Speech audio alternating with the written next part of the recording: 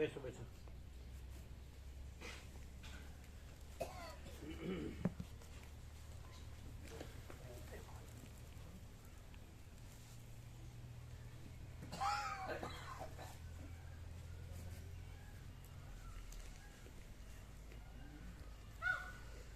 હો કે છે અમારી અંદર એમાં એવું ને કે સાવ સહજ એમ કાંઈ યાદ રાખવું ન પડે, ન ભૂલવું પડે એવું એમ એને હો કીધું. શું બોલો? કાંઈ યાદ રાખવું ન પડે એવું, ન ભૂલવું પડે એવું, સહજ એટલે કે હો. સરસ્વતી કીધું. શું બોલો? એવું આવ્યું અંદર સીધું ને એ વખતે હો કીધું. શું કહે? તમે જ કહો પ્રભુ. કાંઈ યાદ રાખવું ન પડે ને કાંઈ ભૂલવું ન પડે એવું સહજ એવું. શું અમે પોતે જ તો બહુ અઘરું છે. કઈ યાદ રાખવું ના પડે તો પોતે છીએ જ બહુ એમ. અઘરું. અમે છીએ જ ચાલો આપણને ફિલોસોફી ન આવડે. આપણું પ્રેક્ટિકલ એટલે ફિલોસોફી નહીં, થિયરી બી નહીં, ફિલોસોફી બી. અમે કહો તો જેવા સૂર્યનારાયણ ભગવાન સહજ છે, આકાશ ભગવાન સહજ છે, મહાસાગર ભગવાન સહજ છે, બધું હે ને. અનંત તારા, અનંત સૂર્યો બધું સહજ છે, અનંત બ્રહ્માંડ બધું સહજ છે. ધરતી માતા સહજ છે, પવનદેવ સહજ છે, અન્નદેવ સહજ છે, જળદેવ સહજ છે, અગ્નિદેવ સહજ છે. પછી ઠંડ, ગરમી, વર્ષા, દિવસ રાત સહજ છે. એને વગર ફિલોસોફીએ જે સહજ પોતે, આપણી ફિલોસોફી નહીં, માણસની ફિલોસોફી નહીં, એની પોતાથી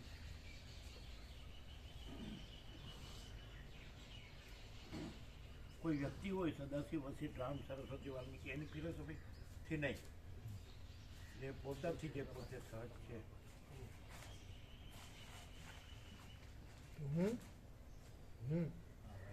હું શું એટલે આપણે અકૃત્રિમ સહજની વાત કરીએ છીએ. હું છું એમાં કૃત્રિમતા આવે ને. ચિંતા કૃત્રિમતા, ઔપચારિકતા, શો કરે ફેશન, એક્શન ત્યાં ચડતા નથી. એવું નહીં, સહજ ન કહેવાય ને. સહજ અકૃત્રિમ ને અનૌપચારિક, અનાડંબર, અકૃત્રિમ એવું. બોલો.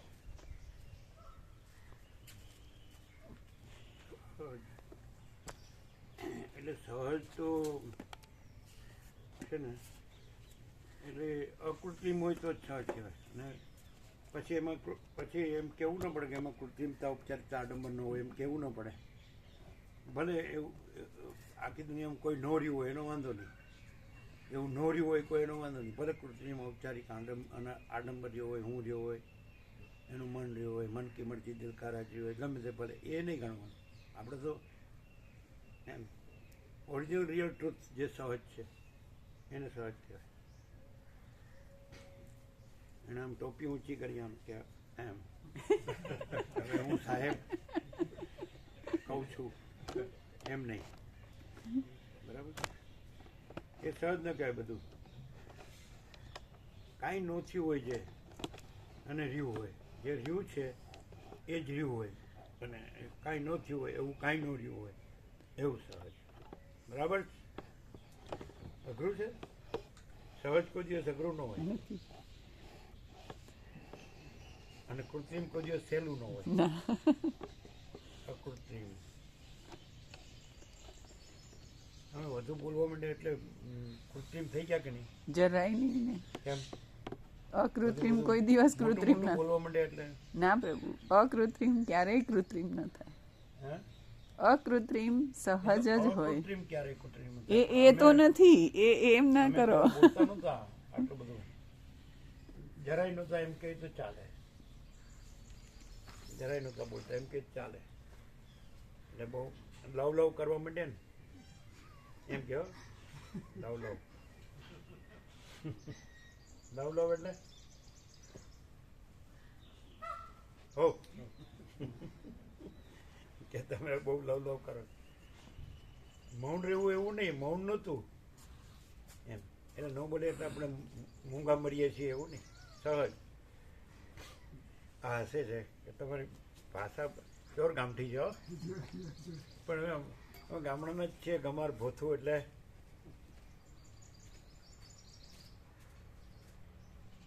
ગમ ગમ વગરના.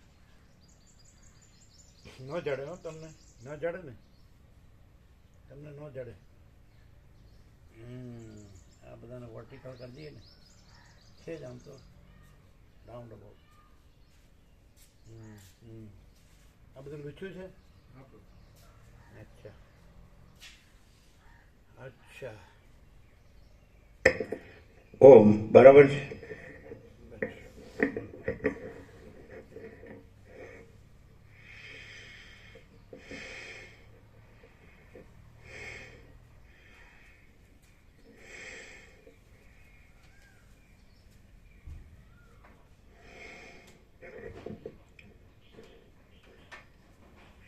પરમ ચિદાકાશ,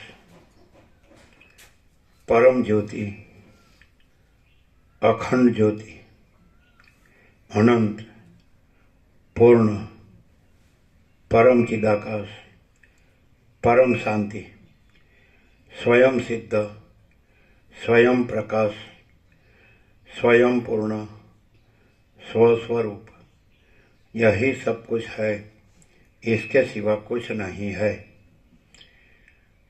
शून्यभास, अनंत कोटि, महाकल्पो है ही नहीं. बस इट राम निर्वाण पूर्वार्ध राउंड 38મો રાઉન્ડ. એટલે અમે આળંદીમાં રામાપ્રભુ જે હતા નારાયણ સ્વામી જોડે ભણેલા એ બાજુમાં, એની બાજુમાં અમારો વિશ્રામ હતો. એટલે અગાસીમાં અમે વિચરણ વોકિંગ કરતા. એટલે કાગભૂષણ આવ્યા, પેલો ઉપર કંઈ હોય ને ગમે એના માટે કંઈક બાંધ્યું હોય ને ઊંચું, એના ઉપર બેસીને તમે ગણ્યા. એ જે બોલ્યા ને કાગભૂષણની બોલી જુદી જ હોય છે, મધુર, દિવ્ય, લૌકિક. તમે ગણ્યા તો 50 વાર બોલ્યા ગોલ્ડન જ્યુબિલી. અમે કીધું હેને છે આ 50 યોગવાસીના રાઉન્ડ 50 કે શું 50? એનો ગોલ્ડન જ્યુબિલી નિરપેક્ષ સત્ય થઈ ગયો. ગોલ્ડન જ્યુબિલી મહાબિનિષ્ક્રમણનો થઈ ગયો. એમ આના ઉત્તર ગુજરાત પદાર્પણ એને હવે આ 2 વર્ષ છે. એટલે શેનું થયું એમ બધા એસ્ટ્રોલોજી વાળા સંકેતો પરથી અર્થો કરતા હોય ને, આપણને ખબર નહીં.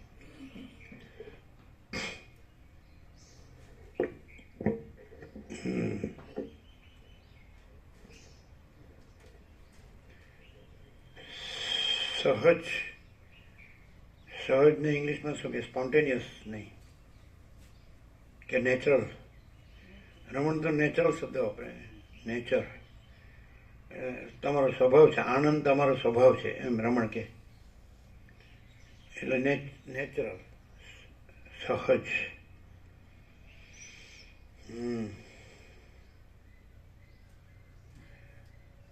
એટલે એને માટે જે હોય એ તત્વવેત્તા જીવન મુક્ત કે ઋષિમુનિ હોય, ગમે તે XYZ ફિલોસોફર્સ હે ને પ્રાચીન, એ લોકોએ સત ને ચૈતન્ય ને એવા શબ્દો બનાવ્યા ને આનંદ. પછી કંઈ શબ્દો નથી, એ નામરૂપ નથી ને એ કોઈ એ નથી. એનું એ જે આપણે કહીએ સહજ, એનું કોઈ નામ નથી, કોઈ રૂપ નથી. પણ અમે કહીએ તો સહજ ઇન્ફાઇનાઇટ ફ્રી. ફ્રી સમજો જ ને, ઇન્ફાઇનાઇટ ફ્રી, અનંત ફ્રી એ એબ્સોલ્યુટ સહજ કહેવાય. ઇન્ફાઇનાઇટ ફ્રી સહજ નહીં એમ કહેવાય. ઇન્ફાઇનાઇટ ફ્રી, બરાબર ને? કેવું છે તમને ન આવડ્યું ને તમે કે અમે બોલીએ તો તમે ગણો નહીં, એટલે એની કરતાં ન બોલવું એ સારું. બોલે ને બોર વેચાય, ન બોલે એમ 9 ગુણ. એક નહીં 9. હા હા હા, તો તમારે નવધા ભક્તિ જેવું, સબરીની નવવિધા.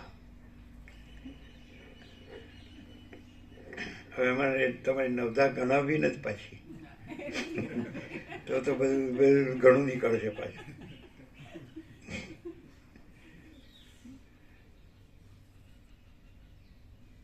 ઘર ને ધન ને છોકરો ને બધું પછી એ તો ગુણાકાર થાય તો.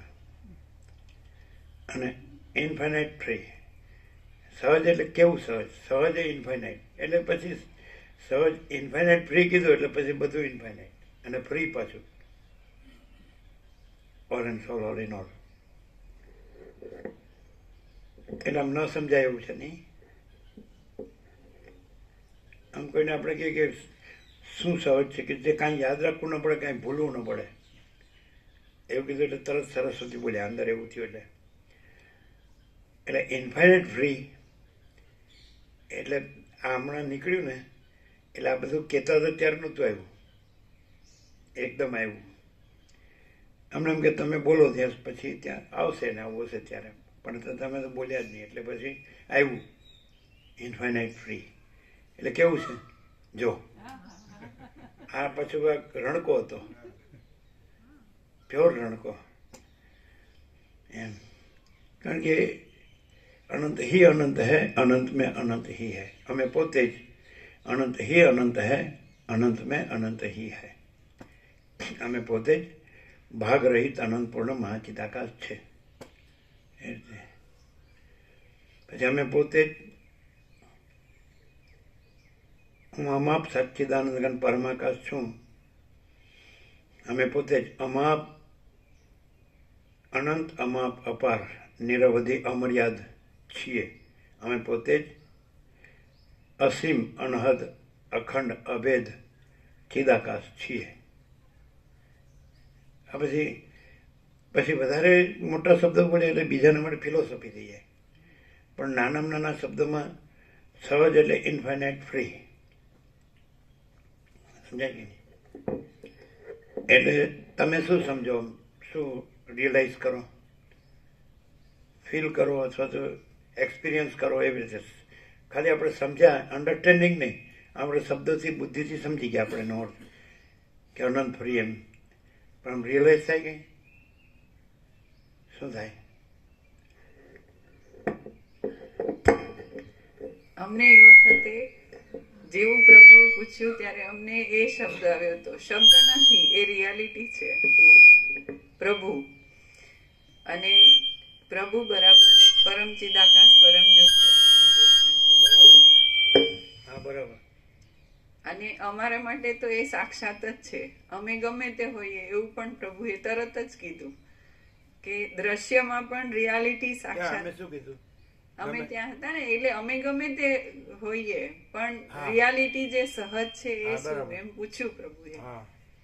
એ વખતે એ જ હતું કે પ્રભુ, તો અત્યારે જે પૂછ્યું કે એ કઈ રીતે, તો કોઈ દ્રશ્યનો અમને જે ભ્રમ છે, અમે આ છીએ ને જગત છે ને આખું દ્રશ્ય છે એવો જે ભ્રમ છે, એ દ્રશ્યનો ભ્રમ મુદ્દલે નથી. તો કેવી રીતે નથી?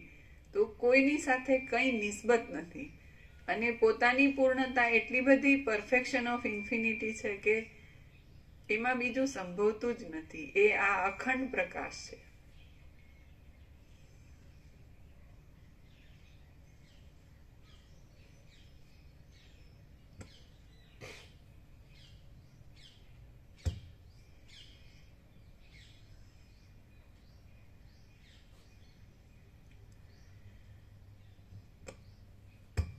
આદ્ય પરબ્રહ્મ સદગુરુ દેવ કી જય.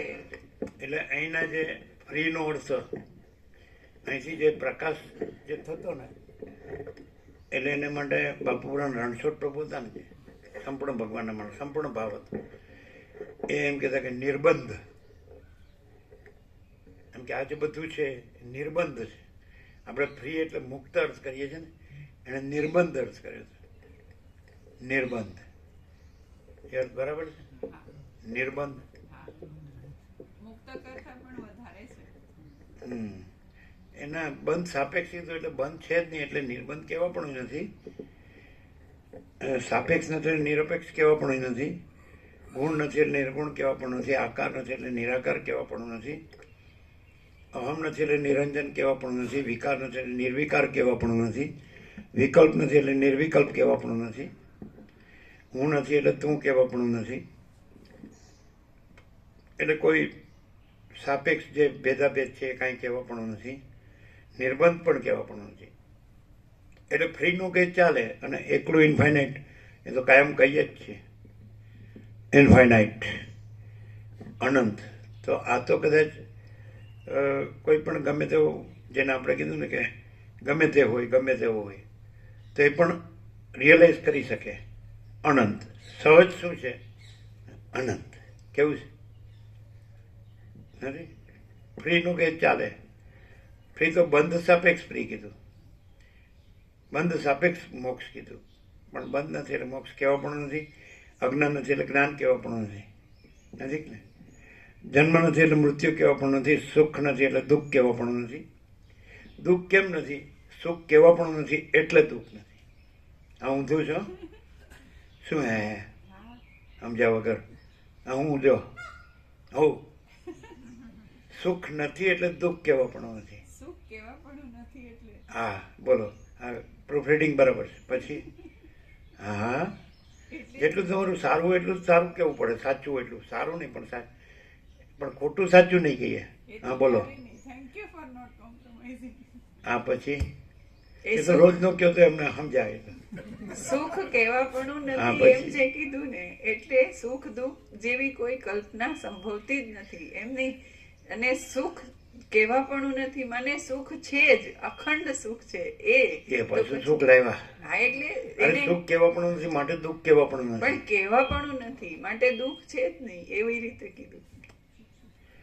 અમારી અંદર જે પ્રકાશ છે એ તમે કહો છો એવી રીતે નથી.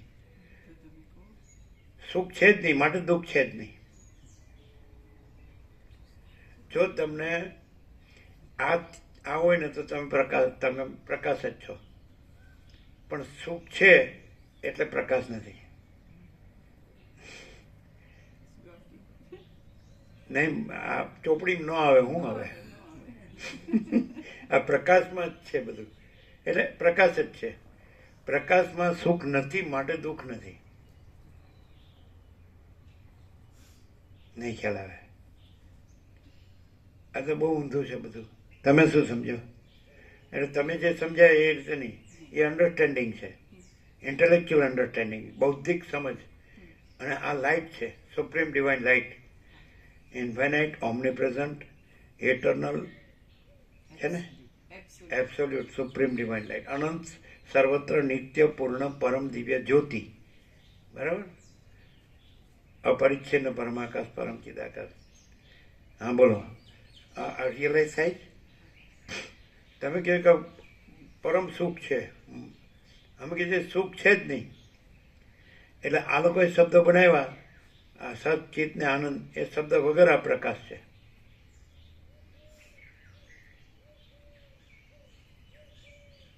હવે એ તો કૃષ્ણે કીધું કે જ્ઞેયમ યત્તત પ્રવક્ષ્યામિ યદ્યત્વમૃતમશ્નુતે અનાદિમત પરબ્રહ્મ ન સત ન સતુચ ન સત ન, એટલે સત છે જ નહીં માટે અસત છે જ નહીં, ચિત્ત છે જ નહીં માટે અચિત છે જ નહીં, આનંદ છે જ નહીં માટે દુઃખ છે જ નહીં. એટલે ઊંધું જાય છે.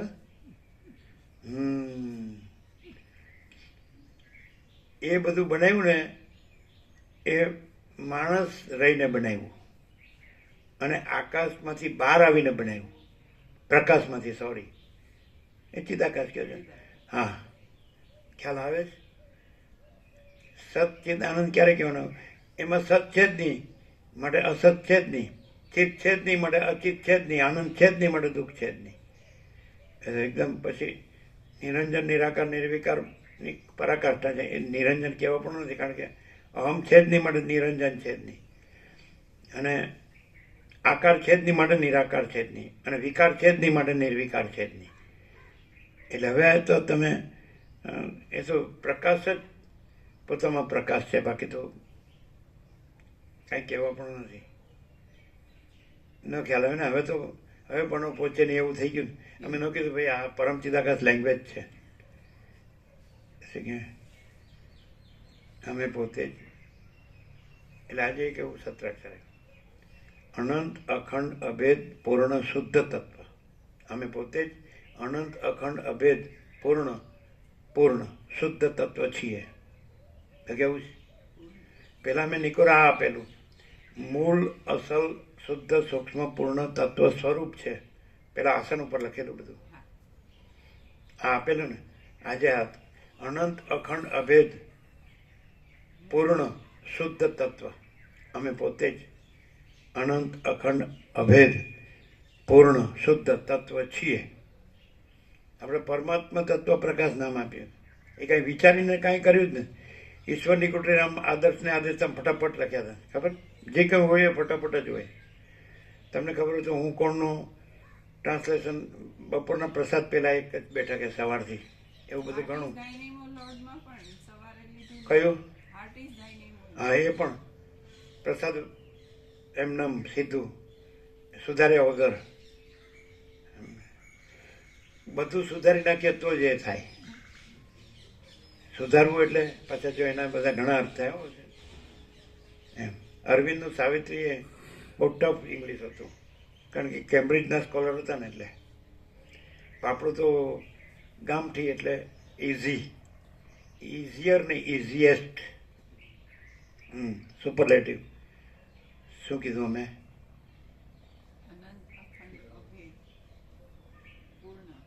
ના, એક જ બેઠકે જેમ કરીએ ને. હા, તો પછી પૂર્ણ શુદ્ધ તત્વ. બરાબર.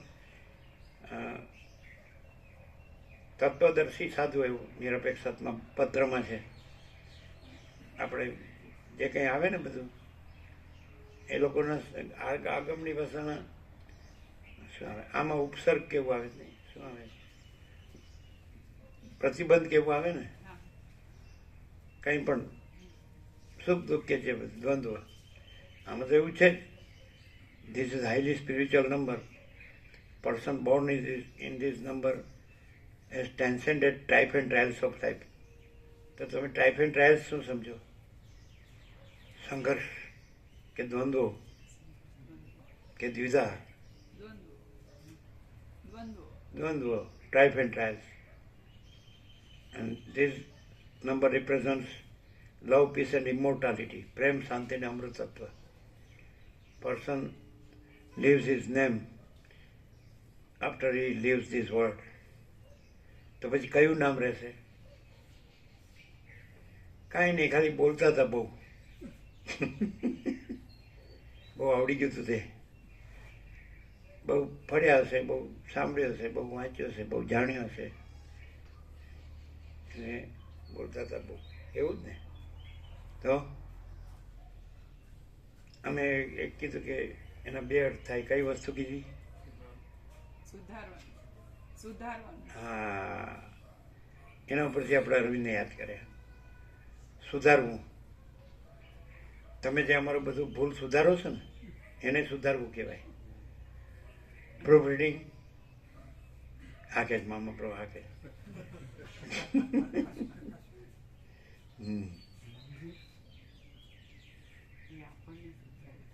ચપ્પુલીને શાક સુધારીએ છીએ, સમારીએ છીએ કે છે સુધારવાનું કે હે ને.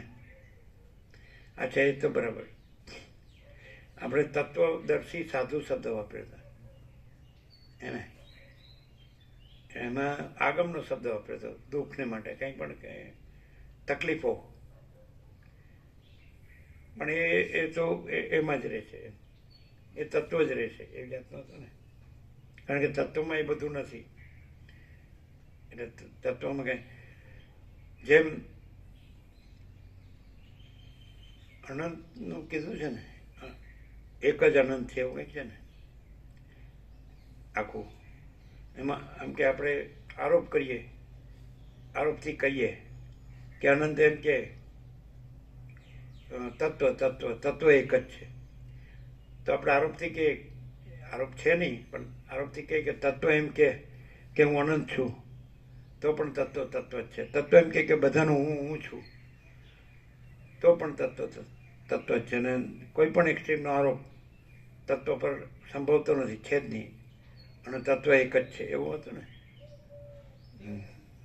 બરાબર. શું કાંઈ વાસ આવી છે નહીં?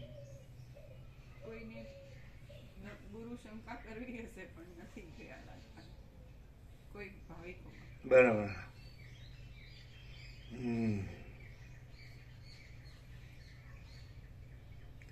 તો પરમ આત્મા તત્વ પ્રકાશ, 4 શબ્દોનો એક શબ્દ બન્યો, પરમાત્મા તત્વ પ્રકાશ. તો તત્વ તો રસાયણ વિજ્ઞાનમાં પણ ઘણા તત્વો છે. અમારા વખતે તો 92 આવે તો 100 ઉપર જતા રહી. પણ અમારો તત્વ પ્રકાશનો અર્થ છે. અમે એને અત્યારે વધારે લાસ્ટમાં પ્રકાશ તરીકે જો એક્સપ્રેસ કરીએ છીએ. એક્સપ્રેશન છે, પ્રકાશ જ છે. આ બધું છે એટલે માત્ર અહીં જ નહીં, તમે જે શ્રોતા તરીકે જેને સાંભળો છો, જુઓ છો, બધું એનું બધું જુઓ છો, જે બધું તો એ જ નહીં, એટલું જ નહીં, પણ આખું અનંત છે, પ્રકાશ છે. આ સહજ છે, સમજાય? એટલે જો તત્વ એમ કેવું હોય તો અનંત અને સ્વચ્છ એટલે સમજાય? આકાશ કેવું સ્વચ્છ છે, શુદ્ધ, એટલે કે પ્યોર એન્ડ શ્યોર. તો અનંત શુદ્ધ ચિદાકાશ એ સહજ.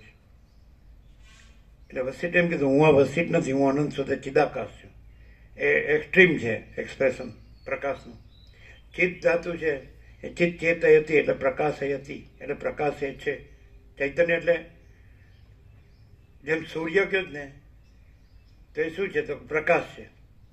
એમ ચૈતન્ય સૂર્ય, ચિત્ત સૂર્ય, તો એ પ્રકાશ છે, ચૈતન્ય પ્રકાશ. તો એકદમ પાર એક્સેલન્સમાં કેવું હોય તો જે આપણે સહજ કીધું, તો અનંત શુદ્ધ ચિદાકાશ. એટલે અહીં જેવું નહીં. તમે શ્રોતા તરીકે અહીં જે જુઓ છો કે અહીં પ્રભુ, તો પરમ ચિદાકાશ પ્રભુ સ્વયં સહજ સંપૂર્ણ. હવે તમે એમ કહો કે અહીં જોતા હોય તો પણ વાંધો નહીં, એ બોલે છે એ તો જે છે એ જ છે, અને જેટલું છે એટલું જ છે, અનંત. તો એ આ અનંત સુધી ચિદાકાશ પ્રકાશે છે. પ્રકાશે છે, ક્રિયા નથી, પ્રકાશ છે. ખબર પડે? અહીં તમે જો, પણ તમે એ તમારા આરોપથી તમે આ અને આનું બધું જુઓ છો. જે આરોપ નથી, નહીં ખ્યાલ એમ. આપણે જેમ હમણાં દ્રષ્ટાંત આપ્યું ને તત્વનું, તત્વ એક જ છે.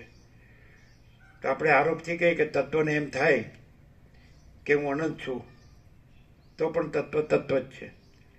અને આરોપથી આપણે એમ કહીએ કે તત્વને એમ થાય કે હું બધાનું હું છું, તો પણ તત્વ જ છે.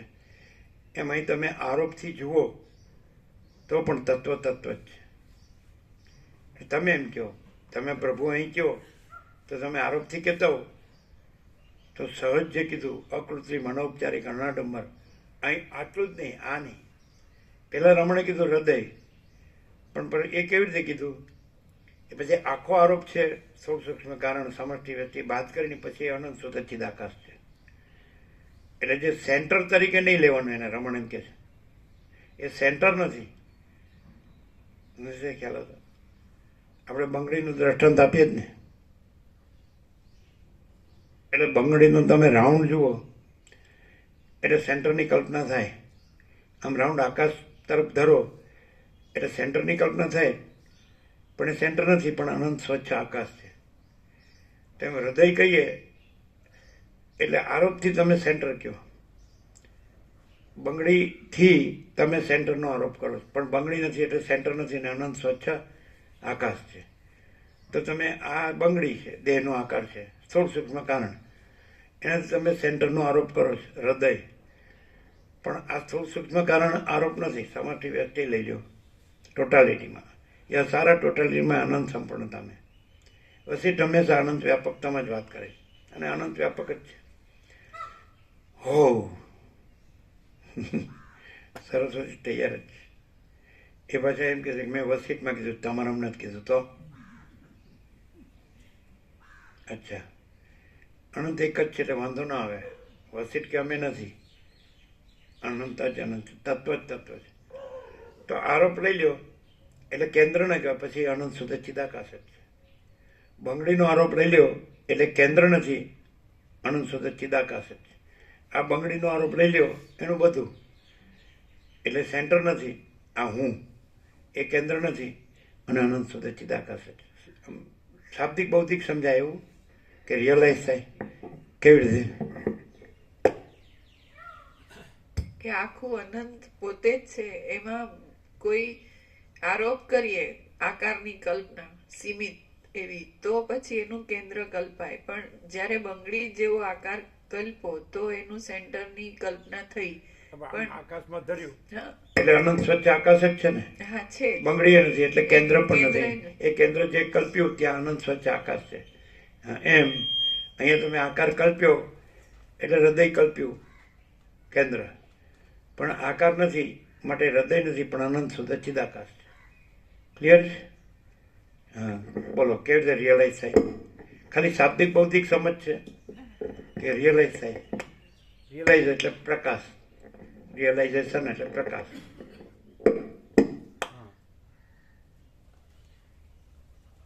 અમે જેને સ્વામીજી તરીકે જોઈએ અને ત્યાં એક કેન્દ્રની કલ્પના કરીએ, પ્રભુ કહીએ, તો એકચ્યુઅલી ત્યાં એવો આરોપ થઈ શકે એવું જ નથી, કેમ કે અનંત પોતે જ છે.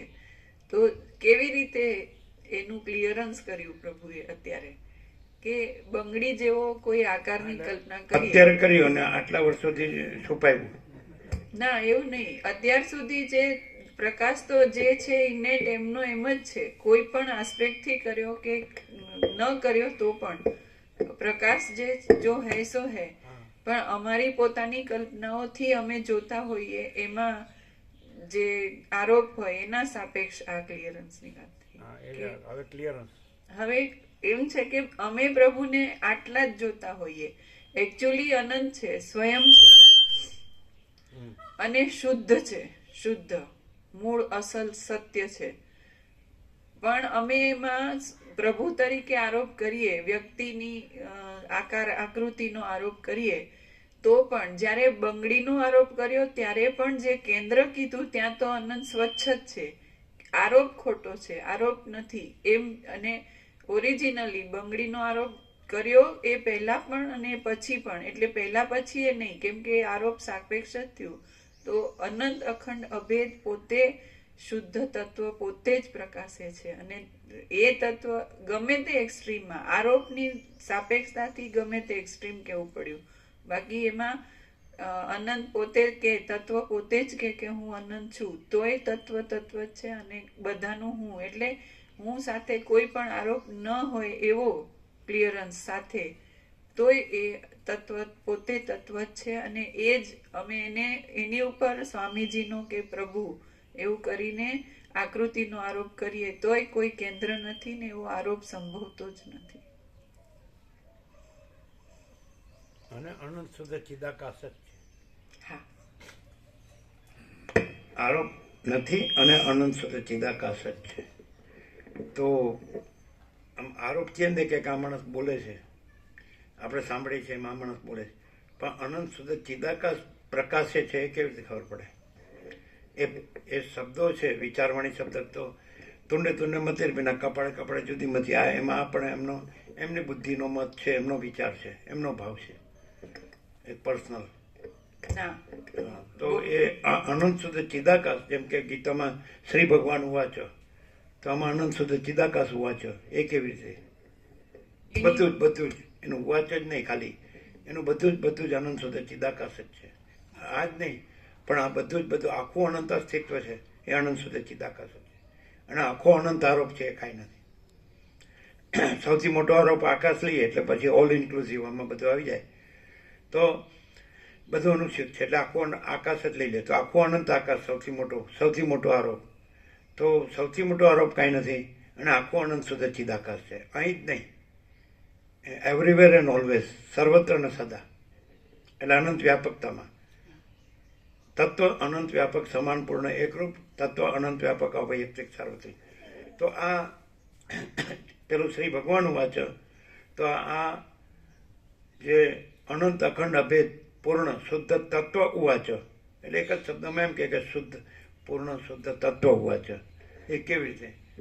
એમ કે આ એક વૈયક્તિક એક એની બુદ્ધિ છે અથવા એનો અભ્યાસ છે અથવા એનું જે પણ એના વિચાર છે કે એનો મત છે કે એનો ભાવ છે, બધા તુંડે મતિર બનાવી રીતે દરેકનો એક વસીટનો એક વિચાર છે, વ્યાસનો એક વિચાર છે. અમે ઘણી વાર એવું કીધું કે કોઈ પણ અમારી પાસે લાવો તમે કહી દઈએ કે આ કોનું છે, આ વસીટનું છે, આ વ્યાસનું છે, ખ્યાલ આવે, આ દત્તનું છે, આ સદાશિવનું છે, આ સરસ્વતીનું છે, સુખદેવનું છે, એમ ગમે, આ અગસ્ત્યનું છે, યાજ્ઞવલ્ક્યનું છે, અષ્ટાવક્રમનું છે, સનકાદિકનું છે, તમે કહી દઈએ આ વિષ્ણુનું છે, આ બ્રહ્માનું છે, ખ્યાલ આવે.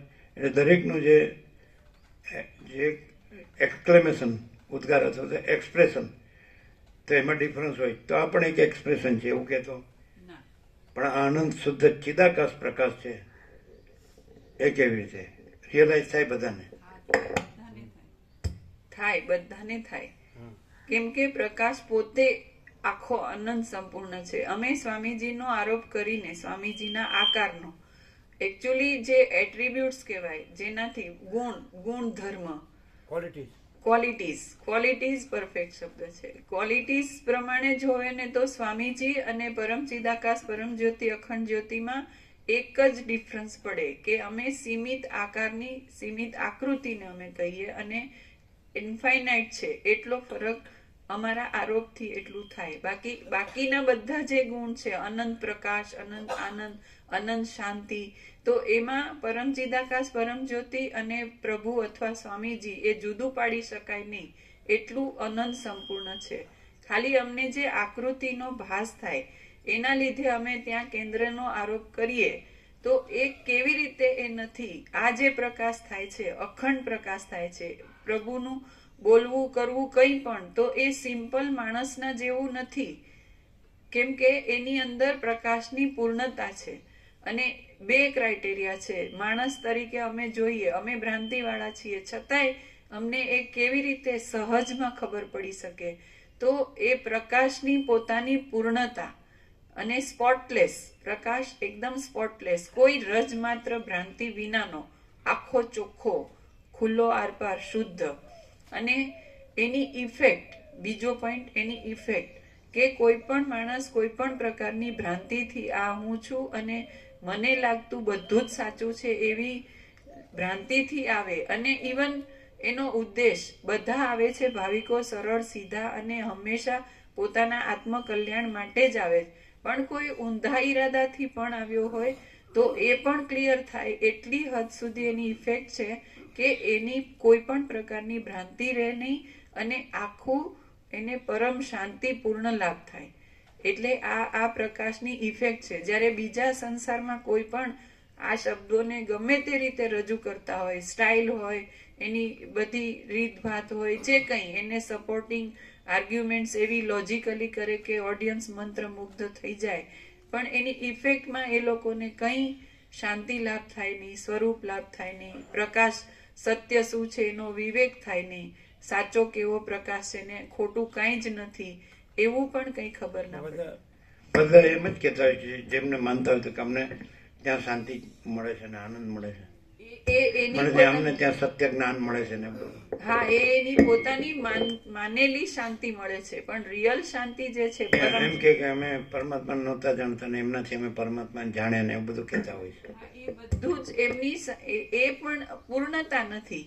એને કદાચ પરમાત્માના બધા જ ગુણો વિશે જાણવા મળે કે પરમાત્માના જે કંઈ વર્ણન કરે એનાથી એને પરમાત્માની ધારણા થઈ શકે, પણ એનાથી એને પરમાત્મા સ્વયં છે ને બીજું થયું જ નથી એવી ટોટાલિટીમાં ક્લિયરન્સ ન થાય અને એને સ્વરૂપની પ્રાપ્તિ, પૂર્ણ પરમ શાંતિ ન થાય. એમાં ઉપદેશક ઉપદેશ છે એ ત્રિપુટી રહે, એટલે ગુરુ ઉપદેશ ને શિષ્ય. પણ અહીંયા કોઈ ત્રિપુટી પૂજા પૂજ્ય દેવ એ ત્રિપુટી પણ નથી. જ્ઞાતા જ્ઞાન નહીં, ધ્યાતા ધ્યાન દે, દ્રષ્ટા દર્શન દર્શ્ય એ કોઈ ત્રિપુટી નથી, એવું છે ને. અને અખંડ ચૈતન્ય છે. અમે પોતે જ અખંડ ચૈતન્ય પ્રકાશ અને અનંત અખંડ અભેદ. અમે પોતે જ મહાચિદાકાશ જ્યોતિ અનંત અખંડ અભેદ છીએ.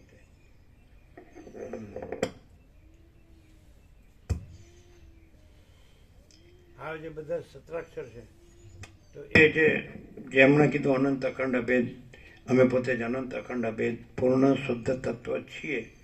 તે બધા એ એક જ છે ને, એક રસ.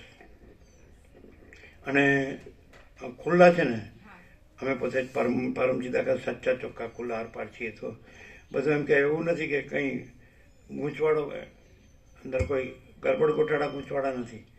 તો બીજા બધા ચરિત્ર વચન જોશો તો એકદમ તમને આવું અનંત અખંડ અભેદ પ્યોર પૂર્ણ શુદ્ધ તત્વ નહીં મળે. બધું જ એમણે જે જોયું હશે, જાણ્યું હશે, અનુભવ્યું હશે અને વ્યક્ત કર્યું હશે, એમાં એના સેન્ટર હશે, હું હશે. એટલે બંગડીનું જે સેન્ટરની કલ્પના છે, એટલે પછી બંગડીની કલ્પના પૂજાતી હશે અને સેન્ટર પૂજાતું હશે. અને એમાં બંગડીની કલ્પના નથી ને સેન્ટરની કલ્પના નથી ને અનંત શુદ્ધ ચિદાકાશ છે. અમે પોતે જ અનંત શુદ્ધ ચિદાકાશ પ્રકાશ છીએ. ક્લિયર છે? એટલે વ્યક્તિવાળો ન થાય, એમાં વ્યક્તિવાળો થાય. વ્યક્તિવાળો બંગડીનો કેન્દ્રનો હોય અને અનંત શુદ્ધ ચિદાકાશમાં તો પછી બીજું કોઈ છે જ નહીં, બીજું કાંઈ છે જ નહીં, બીજું કાંઈ થતું જ નથી. એટલે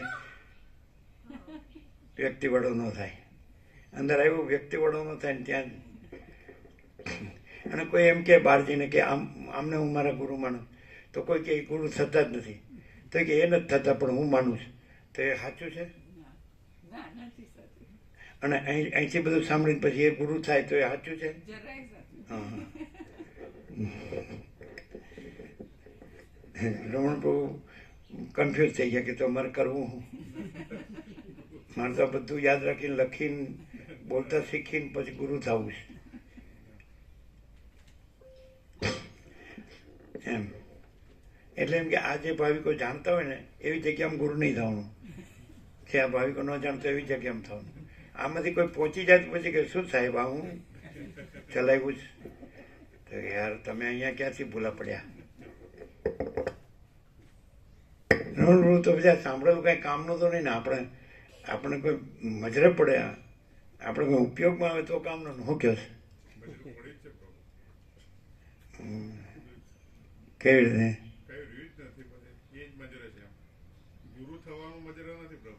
કેમ?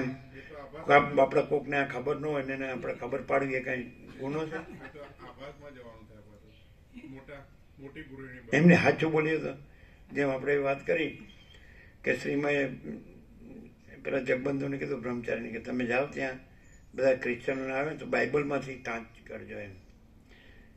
એટલે કે પણ આપણે અનુભવ્યું હોય કેવી રીતે કહેવાય? તો તમારે કહેવાનું કે જીસસે આમ કીધું છે, એટલે આપણો અહંકાર ન કહેવાય. એટલે તમારે કહેવાય કે વશિષ્ઠ પ્રકાશથી મેં સાંભળ્યું છે. તો પછી હા એવી કંઈક આમ ગોલ્ડન કી આપો તો પછી શરૂ કરીએ ગુરુ ચાવી. એવું હું ક્યાંથી મોટો થાય? કોઈ બિલકુલ યોગાસિતની ખબર ન હોય અને આપણે આટલા વર્ષો સાંભળ્યું હોય તો બિચારો સાચું ન જાણતો હોય દુઃખી થતો હોય તો એને આપણે કે સરળતા થઈ જાય એના જીવનમાં, તો સાચું કેવું વાંધો ખરો?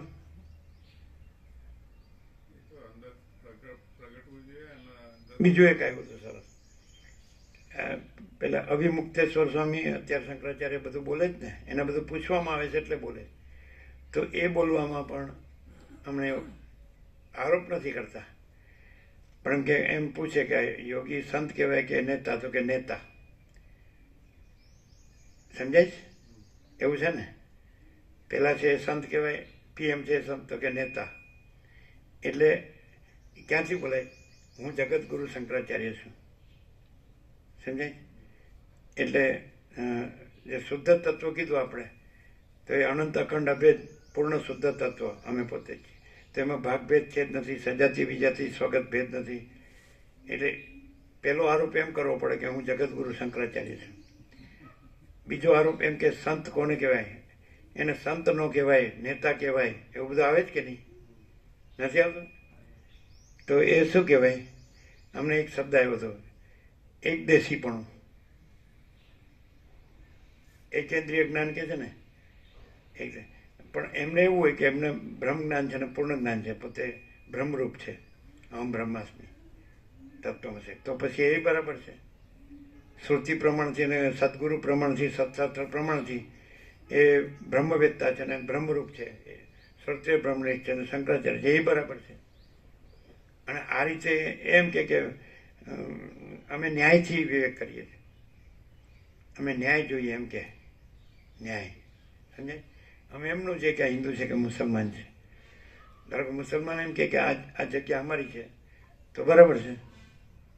અમે એમ ન કહીએ કે આ હિન્દુની છે, અમે હિન્દુનો પક્ષ ન લઈએ, એમ એવું કહે છે. ખ્યાલ આવે?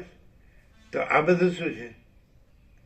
અહીં તો ઈશ્વરની કુટીરના આદર્શમાં અહીં કેવળ એટલે ઈશ્વર એનો જ ભાવ.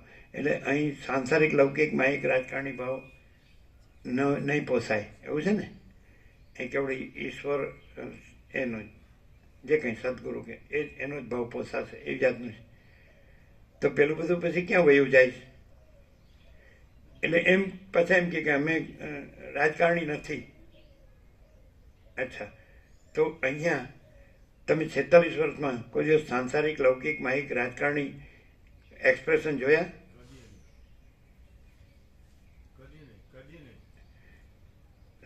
અને કોઈ પણ હોય તો ભેદભાવ જોયા?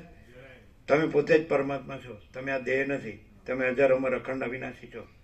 દેહ શાંત થતો હોય તો છેલ્લે ઘણાને ત્યાં ગયા અને એમને કહ્યું કે તમે દેહ નથી, તમે તમારો જન્મ મરણ નથી, તમે હજારોમાં અખંડ અવિનાશી છો, તમે પરમાત્મા છો. બોલો, કીધું છે?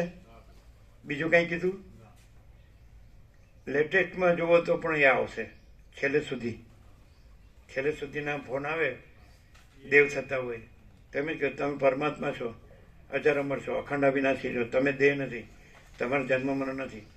આ તો તમારું એક સ્વપ્ન છે ને, જેમ આપણે સ્વપ્નમાં જાગી જઈએ તો આ તો સ્વપ્ન પૂરું થયું એમ. પણ આપણે તો જે જાગૃત છે એટલે આપણે પરમાત્મા છીએ, કેવળ અનંત ચૈતન્ય પ્રકાશ પરમાત્મા છે, એ તમે છો. તો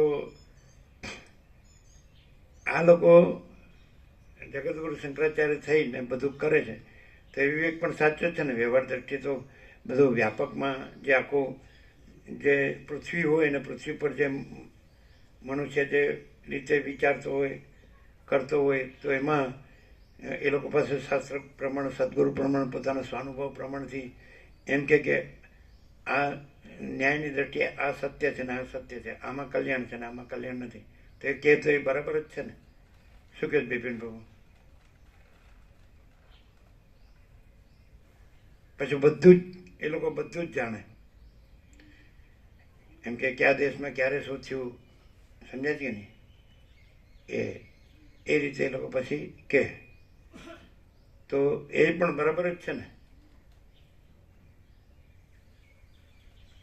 કેમ વસીઠે રામને કીધું ને તમે હવે પ્રભુ કાર્ય કરો, તો પણ તમે જે છે એ રહીને, જો હે સો એ રહીને, તમે પૂર્ણ બ્રહ્મ પરમાત્મા છો ને, એ રહીને તમે પ્રભુ કાર્ય કરો.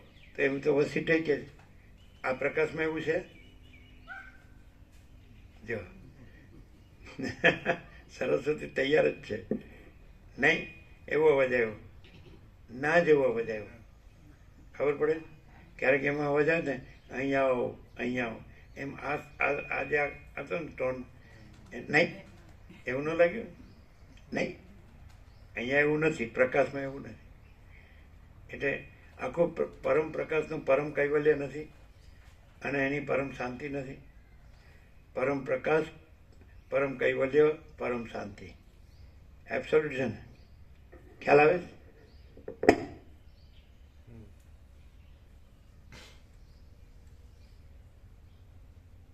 તો એ બરાબર જ છે ને. આમ તો બધા બધા એમ કે અજ્ઞાનથી દુઃખી થતા હોય ને બધા વિવેક સાચો કરે ને સાચું જાણે તો શાંતિ પામે એવું નહીં વ્યવહાર દ્રષ્ટિએ. અને બધું પરમાર્થ જ છે, બધી રિયાલિટી જ છે. એપિયરન્સ એવી જુદી વસ્તુ નથી. જે એપિયરન્સ છે એ પણ આપણે પણ કહીએ કે આ બધું પ્રકાશ જ છે. તમે પ્રકાશને આભાસ બે જોતા હો તો અમે પ્રકાશ રહ્યા છીએ એ અમે કહીએ છીએ કે આ બધું અમે પ્રકાશ જ છીએ.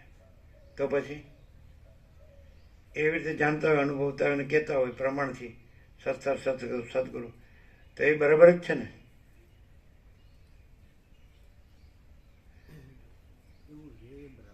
હે બિપિન બહુ બોલ્યા નહીં, નરોવા કુંજરોવા. એટલે એનો અર્થ એવો થાય કે એ લોકો પૂર્ણ જ્ઞાની છે માટે સાચા છે. એ લોકો તો પૂર્ણ જ્ઞાની રહે છે ને, એ થોડો એમાં ઇન્ટરફિયર એટલે પોતે અંદર ઇન્વોલ્વ થોડા થાય છે. પોતે તો મુક્ત જ રહે છે ને, અવિમુક્તેશ્વર.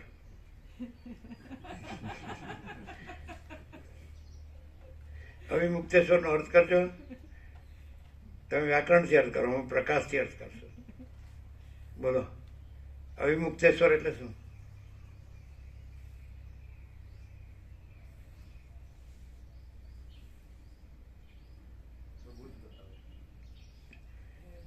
ના, તમારી અંદર હોય એ નીકળવું પડે ને.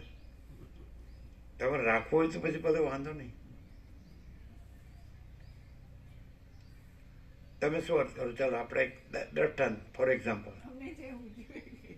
હે અત્યારે જે આવ્યું મુક્તેશ્વર એટલે જે મુક્તનો ઈશ્વર છે તે, વિમુક્તેશ્વર એટલે વિશેષ રીતે મુક્ત થયેલો, અને અવિમુક્તેશ્વર એટલે વિશેષ રૂપે પણ નહીં પણ સહજ મુક્ત છે એવો અર્થ એનો થાય.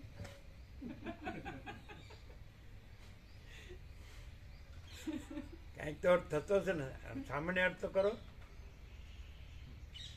સામાન્ય અર્થ કરો, શબ્દાર્થ કરો. ચલો ને, મનમાર્થ નહીં તો. અવિમુક્તેશ્વર એટલે બધા એને માને છે. એવી રીતે પેલા પ્રેમાનંદ સ્વામીને બધા માને છે વૃંદાવનમાં. રાધે રાધે બધા ઘણા બધા જાય છે. બેયની પાસે ઘણા બધા જાય. જે વધારે ખુલ્લું બોલતો હોય ને એની પાસે બધા જાય ભગવાનનું.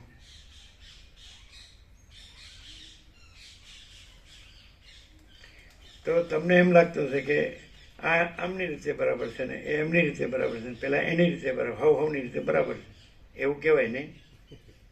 તો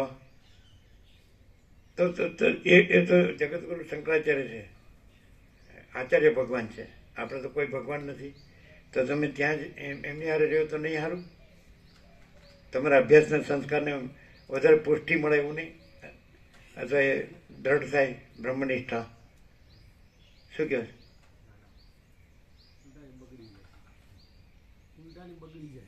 ના, એવું ન કહેવાય.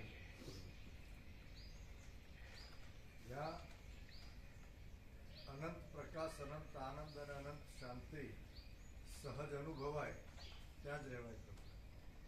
તો ત્યાં કેમ ન અનુભવાય? એમાં એ જ હોય ને. રાધે રાધે પ્રેમાનંદ એમ કહેતા હોય કે કૃષ્ણ એટલે પ્રેમ, આનંદ, અને રાધા એટલે પ્રેમ. તો એ જ છે ને. અને એ બ્રહ્મને અનંત સચ્ચિદાનંદ જ કહે. શંકરાચાર્ય હોય તો બ્રહ્મ છે એ અખંડ સચ્ચિદાનંદ જ છે, પરબ્રહ્મ. તો એ પણ એમ જ કહે. અને એની ઈચ્છાથી જે રહ્યા હોય, બધું જીવતા હોય, બોલતા ચાલતા હોય, બધું કરતા હોય. એવું નહીં? અહીં જે સાપેક્ષતાથી વાત કરીએ પ્રભુ, તો અહીં જે પરમ શાંતિ, પરમ સુખ ને પરમ આનંદ છે એ બીજે નથી. પરમ શાંતિ, પરમ આનંદ અને પરમ સુખ, પરમ શાંતિ, પરમ આનંદ અને પરમ પરમ સુખ.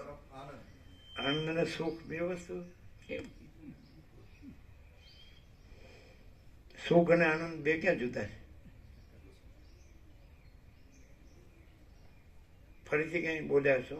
પરમ એક જ છે. તો સર્વત્ર છે ને. સર્વત્ર તો છે જ.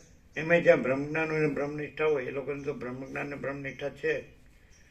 તો પછી સરળતા સહજતાથી જ્યાં સંપૂર્ણ અનુભવાય તેના જેવું બીજું કંઈક નહીં. એ લોકોનું ક્યાં અઘરું પડે? બ્રહ્મનિષ્ઠા પ્રભુત્વ બીજું આવતું હોય છે. બીજું ઘણું આવે. બ્રહ્મનિષ્ઠા હોય એમાં પ્રકાશ બી ઘણીવાર પ્રકાશ કરતા હોય છે ક્લિયર, પણ પછી બીજું પણ આવતું હોય સંસાર વ્યવહારનું પણ આ રીતે રહેવું જોઈએ, આમ કરવું જોઈએ એવું પણ આવતું હોય. એટલે ડબલ શું ડિફરન્સ છે? આ જે પ્રકાશ છે રાગદ્વેષ રહિત અને રાગદ્વેષ ગ્રંથિપૂર્વક રહિત ભગવાન બધું છે એવી રીતે, કોઈ ભેદભાવ નથી એવી રીતે, સર્વત્ર સદા, એવરીવેર ઓલવેઝ. આ આખો પ્રકાશ છે અનંતના પૂર્ણ એ રીતે. હા, આ જે પ્રકાશ છે એ એબ્સોલ્યુટ છે, પોતામાં પોતે જ છે અને અનંત સંપૂર્ણ છે, બીજું કંઈ નથી. જ્યારે એ કંઈ પણ છે પૃથ્વીમાં, કંઈ પણ પોઝિટિવલી જોઈને આપણે કહીએ ને તો પણ એ જે રાધાને પ્રેમ કહે છે અને કૃષ્ણને આનંદ કહે છે, તો એ પણ માનવીય ભાવનાઓમાં જે વાસના વિનાનો શુદ્ધ ભાવ હોય એ પ્રેમ કે, અને એનાથી આ વધારે દિવ્ય, પવિત્ર, અલૌકિક એવી રીતનું કરીને કરે છે. જ્યારે આ જે એબ્સોલ્યુટ પ્રકાશ છે એમાં એવા કોઈ ગુણ કે એવા કોઈ બાયફર્કેશન્સ, ભાગ વિભાગ એવું નથી. અને જે કહેનાર છે પ્રેમાનંદ સ્વામી છે, તો એની પણ પોતાની એક અલગ આઈડેન્ટિટી, કૃષ્ણ અને રાધાથી પણ જુદી. એટલે જે સેપરેટ એન્ટિટી, આઈડેન્ટિટી એવી રીતના એના પછી સત્વ કે એવી રીતના ભાગ પાડીને પણ એને એક આરોપ જ છે, જે આ તત્વ ઉપર કરેલા આરોપ છે ને આ તત્વમાં આવું કંઈ જ સંભવતું નથી. એટલે કોઈ એનું અનુસંધાન કરે, ધારો કે આ પ્રકાશને એકવાર સાંભળ્યો હોય ને તો પણ એને એ ક્લિયરન્સ હોય કે અલ્ટિમેટ શું છે, તો આ જ છે ને બીજું નથી. અને એને પોતે હું માણસ છું એવું લાગતું હોય તોય એનો પ્રયત્ન એવો હોય કે આ મારી સેપરેટ આઈડેન્ટિટી, એન્ટિટી આમાં સંભવતી જ નથી એવો આખો પ્રકાશ છે અને એ પૂર્ણ છે ને એ પરમ શાંતિ છે. એ પરમ શાંતિનો અનુભવ એને પોતાને, કે પરમ શાંતિ જ પરમ શાંતિ છે ને હું અનુભવ કરું છું એવોય હું નથી, એટલી એની પૂર્ણતા છે. તો બીજાનું અનુસંધાન કરશે ક્યાંય પણ તો એ પરમ શાંતિમાં નહીં જાય, પણ એ ભાગ પાડેલા જે આરોપો છે એમાં ક્યાંક અટવાઈને ત્યાં અધૂરો રહેશે. અને આ હું છું એ તો એમનો એમ જ રહેશે, બદલાતો, વૃત્તિ બદલાતો રહેશે. અને એ કૃષ્ણને હાઈએસ્ટ માને, કદાચ કે રાધાને માને, એ બંનેમાં હજી એવું છે કે કૃષ્ણ કરતાંય રાધા વધારે. તો રાધા કે કૃષ્ણ કોઈને પણ માને તોય એ અલ્ટિમેટમાં નથી પહોંચ્યો, કેમ કે અલ્ટિમેટ એટલું બધું એબ્સોલ્યુટ છે કે એમાં રાધા કૃષ્ણ પૂર્ણતા, એમની પૂર્ણતા ને મારી અપૂર્ણતા, હું એમનો સખી કે હું બીજો, એવા કોઈ ભાગ, ભેદ, ભ્રમ એબ્સોલ્યુટમાં સંભવતા જ નથી. બરોબર છે. બિલકુલ. બિલકુલ.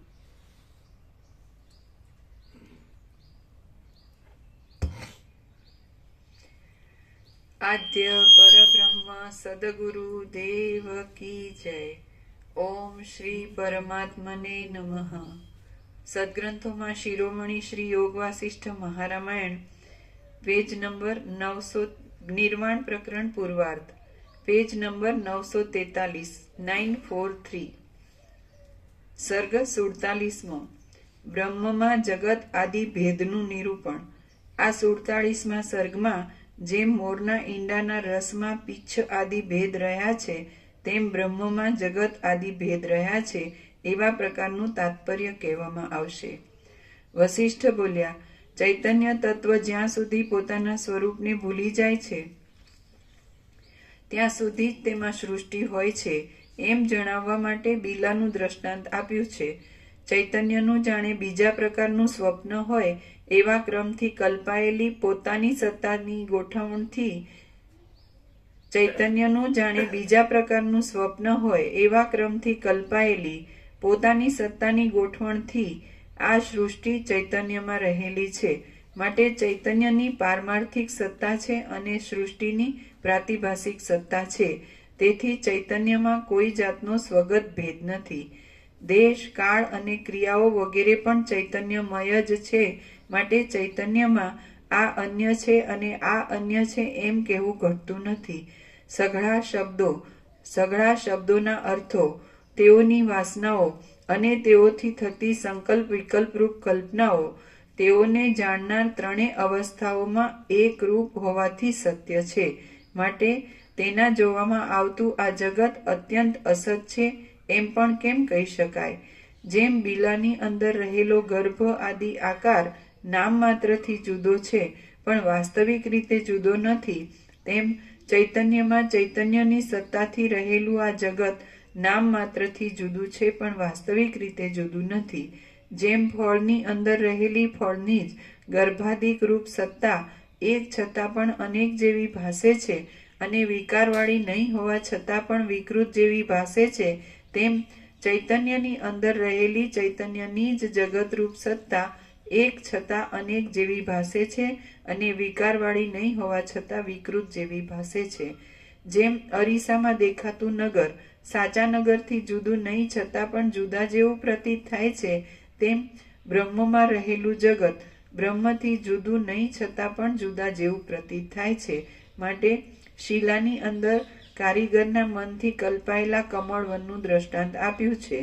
જેમ ચિંતામણીમાં જુદા જુદા વિચારવાળા લોકોના મનોરથરૂપી કરોડો ફળોનો સારી રીતે સમાવેશ છે, તેમ પરમ ચૈતન્ય રૂપ મણીમાં જીવની કલ્પનાથી કલ્પાયેલા કરોડો જગત રહેલા છે. ચૈતન્યના ગર્ભમાં જ કોતરાયેલા જેવું આ વિસ્તીર્ણ જગતરૂપી મોતી ચૈતન્યરૂપી દાબડામાં જ જાણે તેથી જુદું હોય તેવું પ્રકાશે છે. જેમ સૂર્ય પોતાનું સ્વરૂપ પ્રગટ કરીને દિવસને દેખાડે છે અને પોતાનું સ્વરૂપ ઢાંકી દઈને રાત્રિને દેખાડે છે, તેમ ચૈતન્યરૂપી સૂર્ય પોતાના સ્વરૂપના ઢંકાવાથી જગતના ભાવને દેખાડે છે અને પોતાના સ્વરૂપને પ્રકટ થવાથી જગતના અભાવને દેખાડે છે. પ્રકાશથી કેવું હોય તો એમ કે અખંડ ચૈતન્ય છે અને કલ્પના કાંઈ જ નથી, તો કાંઈ નથી એવી કલ્પના જગત આકારે ભાસે છે, કાંઈ નથી એવા જગત આકારે ભાસે છે. તો જગત એવી જો કાંઈ નથી એવી કલ્પના જો લાવીએ, એનું સમાન લાવીએ તો એ કોની કલ્પના છે? તો એ ચૈતન્ય પર આરોપ ન થાય. ચૈતન્ય છે એ કેવળપણું છે, કેવળ છે. કેવળ એટલે સમજો ને, શુદ્ધ. એટલે એમાં બીજું કોઈ નથી, કાંઈ નથી, કાંઈ થતું નથી. તો કાંઈ નથી એવી કલ્પના છે. તો જગત જે કાંઈ નથી એવો જગતનો આકાર છે, આભાસ છે, તો એ કોની કલ્પના છે? તો કાંઈ નથી એવી કલ્પનાની એ કાંઈ નથી એવી કલ્પના છે. પ્રકાશથી જગતનો ખુલાસો એમ થાય. જગત શું છે એમ, તો એ ચૈતન્યની કલ્પના નથી. આમાં ક્યારેક એવો શબ્દ આવે તો વાંચીને એને શબ્દ બુદ્ધિથી સમજીએ તો ચૈતન્યમાં અધ્યારોપ અપવાદ કરે, પછી અપવાદ કરે કે કલ્પના છે ને એ કાંઈ નથી એવી કલ્પના. પણ તોય છતાં જગતને કેવું હોય, એટલે કારણ અને કાર્ય રૂપે, સૂક્ષ્મ અને સ્થૂળ રૂપે, કોઝ એન્ડ ઇફેક્ટ. તો કાંઈ નથી એવી કલ્પનાની જગત, કાંઈ નથી એવી કલ્પનાની કાંઈ નથી એવી કલ્પના છે. એમાં ચૈતન્ય સાથેને કાંઈ નથી એવી કલ્પના અને કાંઈ નથી એવી કલ્પનાનું કાંઈ નથી એવું જગત, એની સાથે ચૈતન્યને કાંઈ નિસ્બત નથી અને કેવળ ચૈતન્ય છે. ક્લિયર થાય? હવે આવું ચોપડીમાં આવે? સમજાય ખરું? ના, જગત ચૈતન્યની કલ્પના નથી, કાંઈ નથી એવી કલ્પનાની કાંઈ નથી એવી કલ્પના છે. ખબર પડી? જો આ પ્રકાશથી. હવે દાખલા તરીકે જે બધા પોતે શાસ્ત્રથી ગુરુથી જે જાણતા હોય તો એ જો મથતા હોય કાંઈ પણ, તો એવું પ્રકાશમાં કાંઈ મથવાપણું છે? જે કાંઈ નથી એવી કલ્પનાનું કાંઈ નથી એવું જગત, એની કાંઈ નથી એવી કલ્પના. તો એમાં સાચું કરવું કે સારું કરવું કે ન બગડવા દેવું કે એમ જીવાડવું કે ન મરવા દેવું કે એવું કંઈ છે? બધી વ્યવસ્થા સારી કરવી, બધા સુખી થાય, બધા સુખ શાંતિ કલ્યાણ થાય. તો એ શું છે? તો જે ખરેખર આપણે એમ કહીએ કે અમે પોતે જ પરમ ચિદાકાશ પરમ ચિત્યાકંડ જ્યોતિ છીએ, તો એમાં કાંઈ નથી એવી કલ્પના કાંઈ નથી. એટલે કાંઈ નથી એવી કલ્પનાનું કાંઈ નથી એવું જગત, એ પણ કાંઈ નથી એવી કલ્પના, એ પણ કાંઈ નથી. તો એમાં કાં તો હું હવે આ થયો છું એવું થાય છે, અને હું થયો છું ને હવે મારે પાછું પરમપદ પૂર્ણ વિશ્રાંતિ, પરમ ચિદાકાશ પરમપદ પૂર્ણ વિશ્રાંતિનો પુરુષાર્થ કરવાનો, અને હું આ જીવ છું એટલે આમાં નિર્વાહનો પુરુષાર્થ કરવાનો, સારી રીતે જીવવાનો, સુખ શાંતિ કલ્યાણથી. આપણે એને ડબલ ગધા મજૂરી કીધી છે. બધા સત્રાક્ષર આવી ગયા તો બધે શું ચાલે છે? કાંઈ નથી એવી કલ્પનામાં, અને એના કાંઈ નથી એવું કલ્પનાનું, કાંઈ નથી એવું કલ્પનામય જગત, કલ્પનારૂપ જગત, તો એમાં જ બધા કરે જ ને. તો એ કાંઈ છે તો પછી એમ લાગે ને કે પ્રકાશમાં કોઈ દયા નથી, નિર્દય છે. અમે અમારું આ જીવ જગત છે, અમે બધા કલ્પના રહ્યા, ભ્રાંતિ રહ્યા, મોહ રહ્યા, અવિદ્યા, અવિવેક, અવિચાર રહ્યા, અવિદ્યા, જ્ઞાન, માયા રહ્યા, તર્ક, સંશય, શંકા રહ્યા, વેમન, શ્રદ્ધા રહ્યા. પણ અમને જેમ રામે માગણી પરમપદ પૂર્ણ વિશ્રાંતિને વસીટે કરાવી એમ કરાવવી પડે ને, એમ કહેતો આ લે એટલે એને દુઃખી રાખવાના. દુઃખી નહીં, કેમ કે દુઃખી થનારો જે પોતાને માને છે કે હું આવો થયો છું અને પછી મારે આ કરવાનું છે, એવી કોઈ કલ્પના આ ચૈતન્યમાં છે. જે દુઃખી થનારો છે પોતાને એ જાણે છે કે હું દુઃખી થઉં છું અને મને આ વશિષ્ઠ પ્રકાશથી શાંતિ થશે, તો એવો દુઃખી થનારો થયો જ નથી, એટલે એ સંભવતું નથી એવું. અને બ્રહ્મણ વશિષ્ઠ થયા છે, કોઈ કલ્પના નથી. એટલે જગત કીધું ને પ્રભુ કે જગત એ કઈ નથી એવી કલ્પના નહીં, કઈ નથી એવી કલ્પના જ છે. એટલે એવા આ ડબલ ગધા મજૂરી કઈ નથી.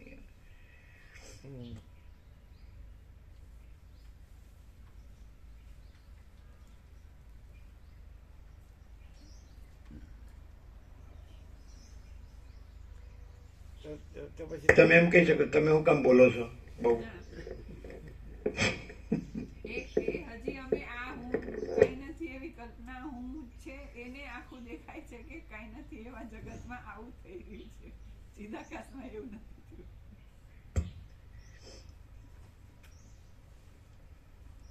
ચૈતન્યના ગર્ભમાં જ કોતરાયેલા જેવું આ વિસ્તીર્ણ જગતરૂપી મોતી ચૈતન્ય રૂપી દાબડામાં જ જાણે તેથી જુદું હોય તેવું પ્રકાશે છે. જેમ સૂર્ય પોતાનું સ્વરૂપ પ્રગટ કરીને દિવસને દેખાડે છે અને પોતાનું સ્વરૂપ ઢાંકી દઈને રાત્રિને દેખાડે છે, તેમ ચૈતન્ય રૂપી સૂર્ય પોતાના સ્વરૂપના ઢંકાવાથી જગતના ભાવને દેખાડે છે અને પોતાના સ્વરૂપને પ્રકટ થવાથી જગતના અભાવને દેખાડે છે. જેમ સમુદ્રના ગર્ભમાં ચક્રી તથા તરંગો આદિ ગતિના ભેદો સમુદ્ર માત્ર છતાં જુદા જેવા જ પ્રતીત થાય છે, તેમ ચૈતન્યના ગર્ભમાં જગતના ભેદો ચૈતન્ય માત્ર છતાં જુદા જેવા જ દેખાય છે. માટે શિલાની અંદર કારીગરના મનથી કલ્પાયેલા આકારનું દ્રષ્ટાંત આપ્યું છે. જો ચૈતન્યમાં જગત છે એમ કહો તો જેમ શિલામાં કારીગરના મનથી કલ્પાયેલી પૂતળી છે તેમ છે, અને જો ચૈતન્યમાં જગત નથી એમ કહો તો જેમ શિલામાં કારીગરના મનથી કલ્પાયેલી પૂતળી નથી તેમ છે. ચૈતન્યરૂપ ગર્ભ કે જે જગત હોય ત્યારે પણ હોય છે અને જગત ન હોય ત્યારે પણ હોય છે, તે જ સત્ય છે અને જગતનું મૂળ તત્વ પણ એ જ છે. માટે જગત બ્રહ્મમય છે એમ પણ કહેવાય અને તે બ્રહ્મ જ છે એમ પણ કહેવાય.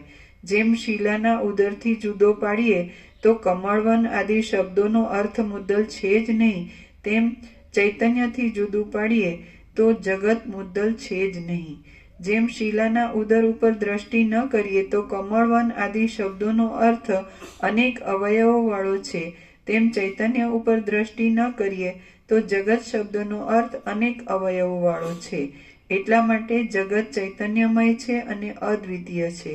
જેમ કમળવન અનેક વિભાગો વાળું છતાં પણ શિલાના ઉદર રૂપે વિભાગો વગરનું છે, તેમ આ જગત અનેક વિભાગો વાળું દેખાતા છતાં પણ ચૈતન્યના ગર્ભ રૂપે વિભાગો વગરનું જ છે.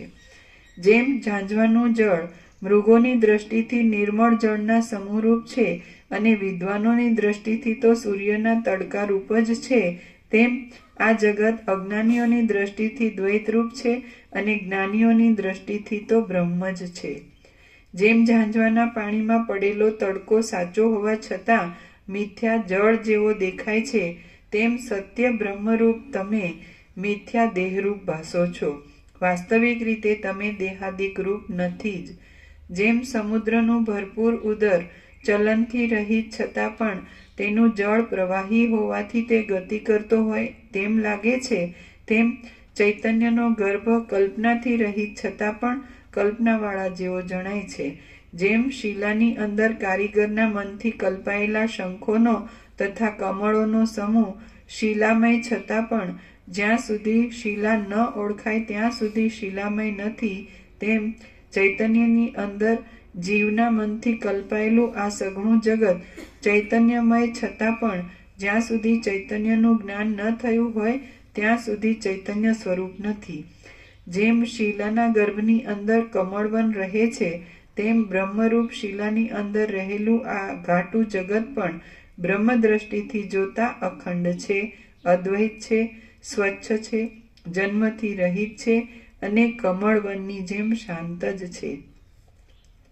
જેમ શરદ ઋતુનો તડકો જગતને પ્રકાશ આપે છે, તેમ નિર્મળ બ્રહ્મ આ જગતને પ્રકાશ આપે છે અને જેમ અમૃતના પ્રવાહથી ભરેલો સૌમ્ય ચંદ્ર સ્ફુરે છે, તેમ બ્રહ્મ જગત રૂપે સ્ફુરે છે.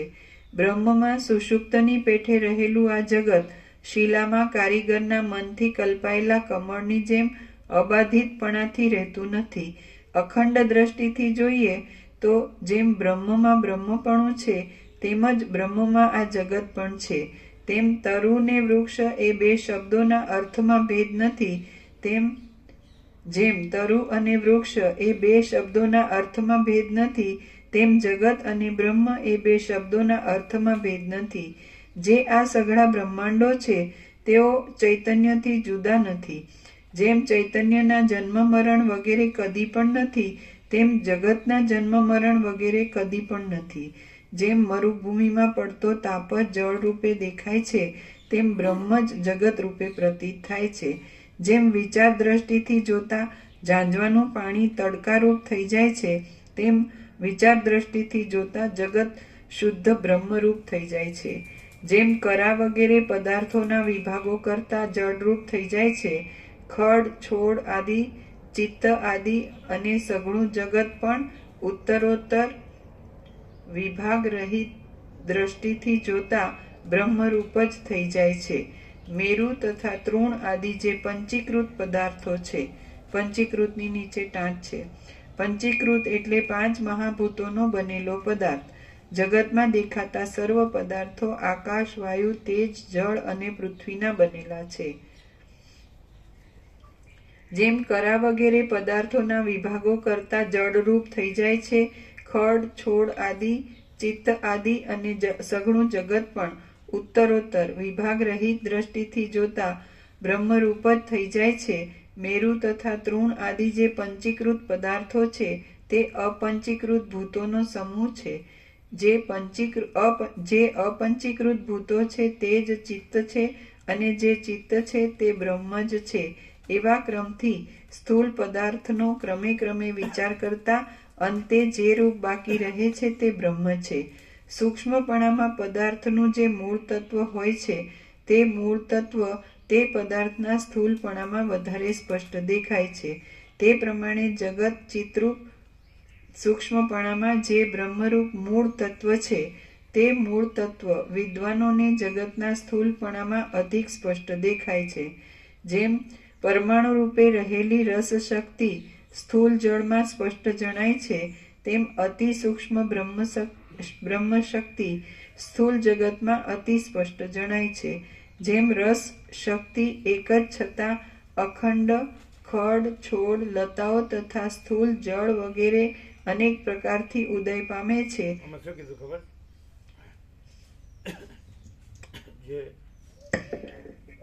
જે સ્થૂળ દ્રષ્ટિવાળો છે એને બ્રહ્મ સ્થૂળ રૂપે જેટલું સ્પષ્ટ દેખાય છે, જેમ શુદ્ધ તત્વ રૂપ રહ્યો છે ને એના શુદ્ધ તત્વ એટલું જ સ્પષ્ટ દેખાય છે.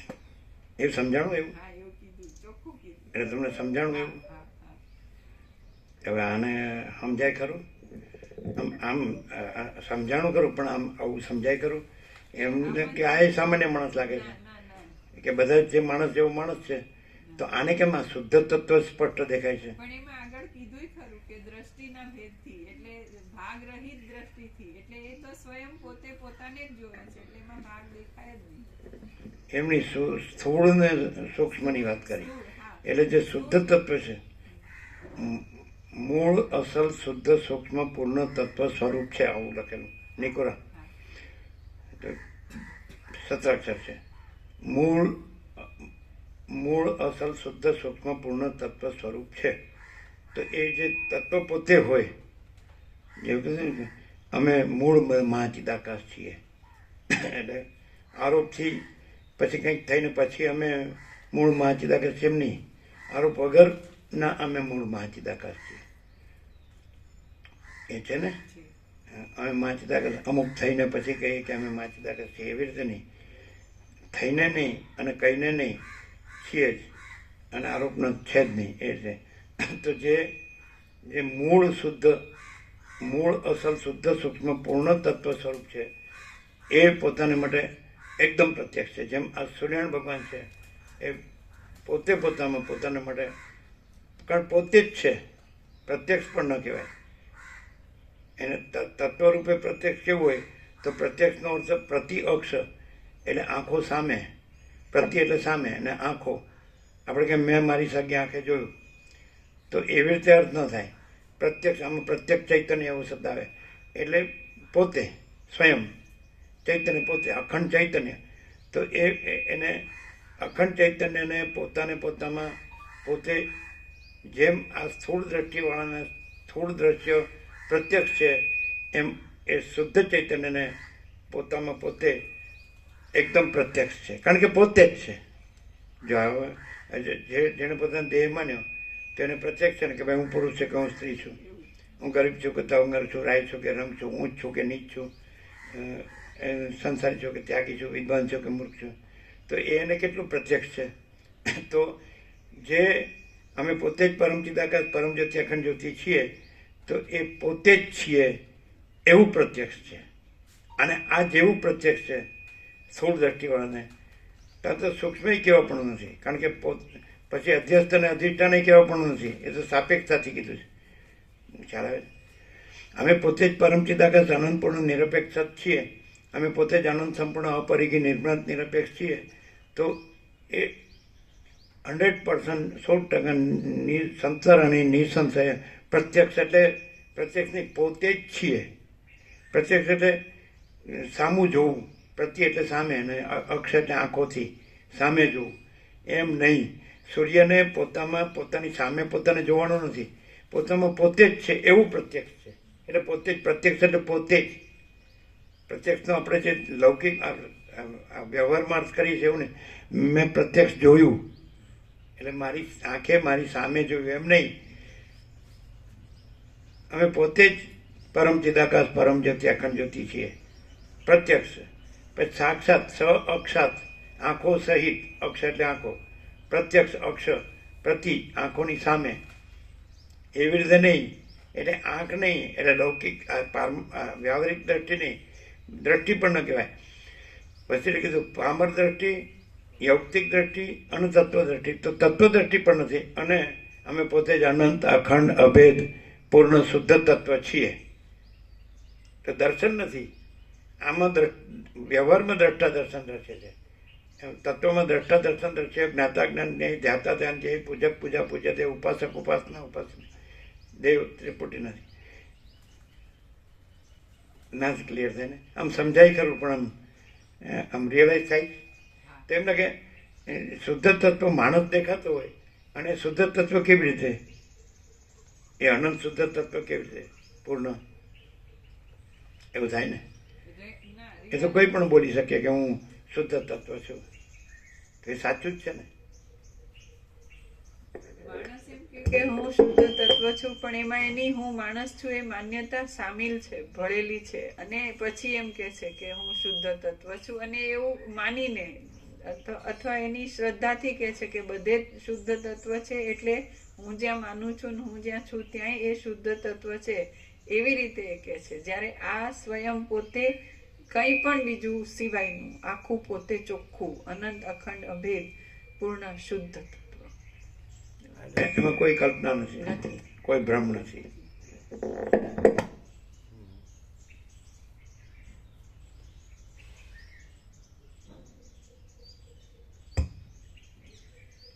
જો 38નો રાઉન્ડ છે તો પણ જાણે પહેલી વાર સાંભળતા હોય એવું લાગે.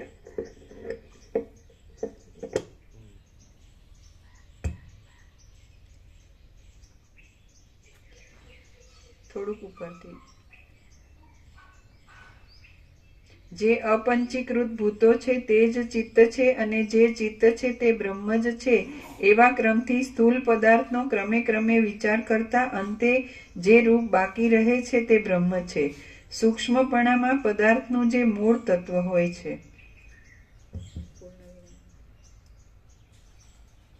સૂક્ષ્મપણામાં પદાર્થનું જે મૂળ તત્વ હોય છે તે મૂળ તત્વ તે પદાર્થના સ્થૂળપણામાં વધારે સ્પષ્ટ દેખાય છે. તે પ્રમાણે જગત ચિત્તરૂપ સૂક્ષ્મપણામાં જે બ્રહ્મરૂપ મૂળ તત્વ છે તે મૂળ તત્વ વિદ્વાનોને જગતના સ્થૂળપણામાં અધિક સ્પષ્ટ દેખાય છે. જેમ પરમાણુ રૂપે રહેલી એટલે જે બધાને આ સ્થૂળ દ્રશ્ય હોય એવું નહીં, એ શુદ્ધ તત્વ જ હોય પોતે જ. ક્લિયર છે? અમે અત્યાર સુધી પ્રભુ પૂછે કોઈ વાર તો આમ એમ કહીએ કે આમ માણસ તરીકે દેખે તો એવું કયું લક્ષણ, તો એમ કે કોઈ ભેદ નહીં, કોઈ પણ આવે તો સ્ત્રી પુરુષના કે એવી રીતે અભેદ નહીં, પણ પોતામાં બીજો કોઈ ભેદ નથી, એવી રીતે આખું અનંત તત્વ એ સ્પષ્ટ.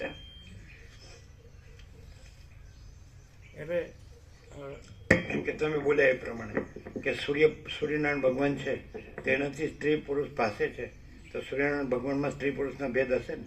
નથી એકેય નહીં, કોઈ પણ પ્રકારના સ્ત્રી પુરુષ એટસેટ્રા એટસેટ્રા. હવે તમે ગમે એટલું વાંચો, લખો, બોલો, યાદ રાખો, ભૂલો, સાંભળો, વર્ણવો, તો સૂર્યનારાયણ ભગવાનમાં આવું બધું ખરું? કાંઈ નહીં. તો કે હું કામ નકામાં લોચા લાપસી કરીને મરી જાઉં છું.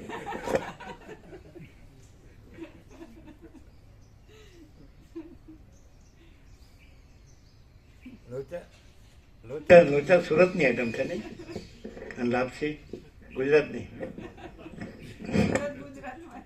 સુકન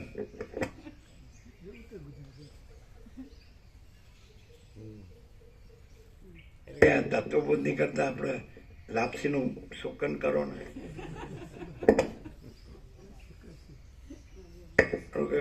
મોઢામાં કંઈક પેટે ધરાય ને મોઢામાં સ્વાદ આવે, આનંદ થાય. પ્રેક્ટિકલ હો. સુખડી કરો, સુકનનું સુખડી, કંસાર કરો, કંસાર. પેલા કમલેશ પ્રભુ કે 17મી પ્રસાદ કરવાનો, અમે કીધું તમે જે સર્વંત્રી પહેણો હોય એટલે કે એ ન બોલ્યા, પછી એને ઘેરથી બોલ્યા કંસાર એમ કે નહીં તો આ કંઈક બોલશે પાછું અઘરું પડશે, એટલે સહેલું જ બોલી દેવા જોઈએ. અને પેલા દિલીપ પ્રભુ મહેસાણા કે 2 દિવસ આખા જે કરવું હોય એ 8-9 આ બધાની હાથ મારામની મોજ.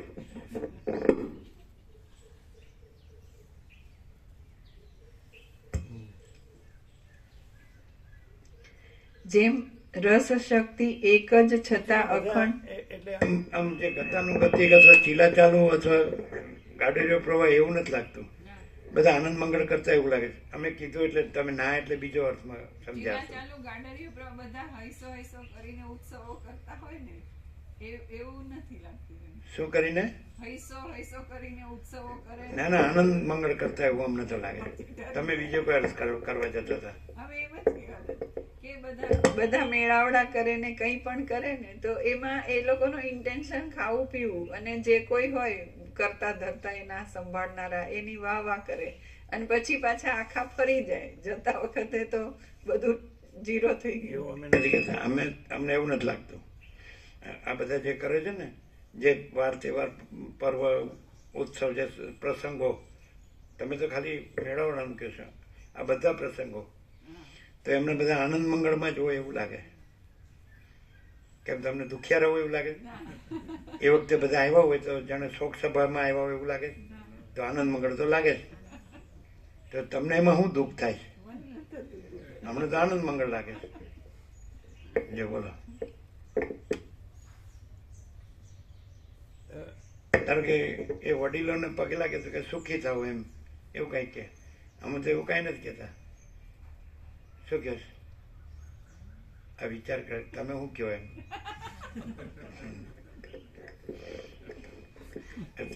પછી એમ વિચાર કરશે મારું પૂરું થઈ ગયું કયો તો ખરે અમે અમારું કેમ હવે પૂરું થઈ ગયું શું કરવાનું? તમે પૂરું અમે તો એમ કે છે કે બધું આનંદ મંગળ જ છે. હા કે છે એ ગમે આપણે કે ભાઈ બધું આનંદ મંગળ છે બસ. હા બધું આનંદ મંગળ છે. પોતે જે બધું કર્યું એને આખું સુધાર લીધું હો. શું શું સુધારવું આ એક નવો અર્થ આવ્યો.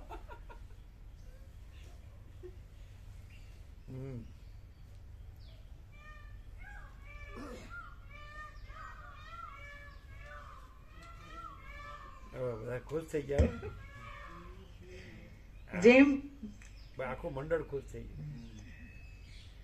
જેમ પરમાણુ રૂપે રહેલી રસ શક્તિ સ્થૂળ જળમાં સ્પષ્ટ એટલે જણાય એને છે. તમારું નહીં પણ અમારું સ્વીકાર્યું કે બધું આનંદ મંગળ જ છે. ત્યારે ભગવાન બધું છે, ભગવાન બધું છે એનો અર્થ શું? ભગવાન બધું આનંદ મંગળ છે માટે ભગવાન બધું છે, અને ભગવાન બધું છે માટે બધું આનંદ મંગળ છે. કારણ કે ભગવાન બધું આનંદ મંગળ છે. કાલે એક નવા થાય છે ને કે ભાઈ ભગવાન બધું રહ્યા છે. રામકૃષ્ણ પરમહંસે કીધું એવું નહીં ઈશ્વર જ બધું થઈ રહેલ છે, ઈશ્વર જ બધું કરી રહેલ છે, એવું નહીં. ભગવાન જ બધું રહ્યા છે. બહુ આપણું ડિફરન્સ ખબર પડે કેવું? એક ઈશ્વર, પછી જે બધું થઈ રહેલ છે એ બધું, પછી એ બધું કરી રહેલ છે, 3 આઈટમ થઈને. અને ભગવાન બધું રહ્યા છે એટલે ભગવાન જ છે. અને ભગવાન બધું, ભગવાન પોતામાં પોતે શું છે? આનંદ મંગળ માટે ભગવાન બધું આનંદ મંગળ છે. આ પ્રભુ નવા આવ્યા ને અમદાવાદથી, એ કાલે એમને પૂછવા આવ્યા હતા કે હું સ્વામિનારાયણની પૂજા કરું. એમ બધું બધાના હૃદયમાં ભગવાન છે, તમને સર્વાંતરમી પ્રેરણા થાય એમ કરો. પછી મને એમ થયું, અમને એમ થયું, પછી અમને એમ થયું કે પ્રયાગમાં કરોડો લોકો, કરોડો ભાવિકો ત્રિવેણીમાં ડૂબકી મારે છે. કરોડો. બરાબર છે?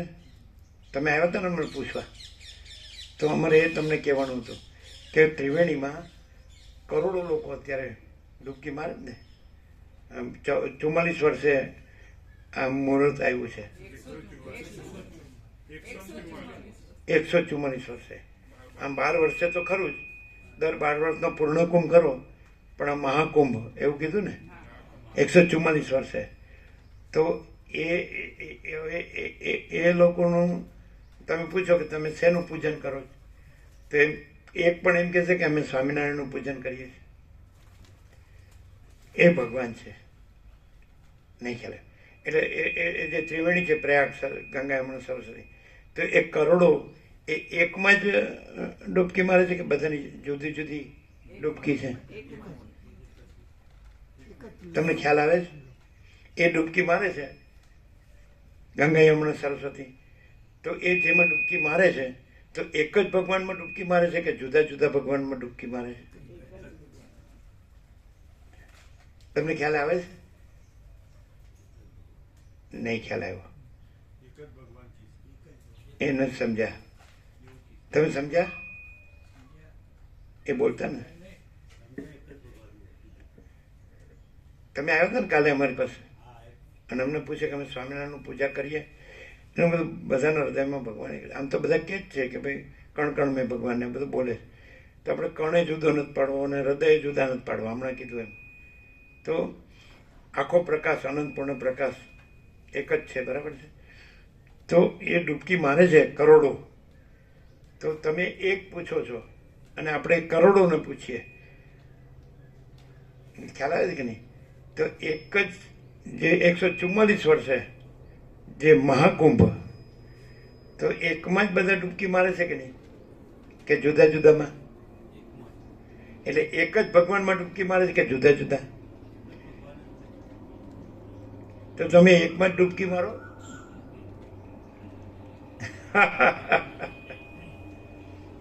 અમે તો ડૂબકી મારવા જેટલાય નથી રહ્યા. તમે રહ્યા છો તો પછી એકમાં જ મારજો. પછી તો રહ્યા છે તો રહ્યા જ છે.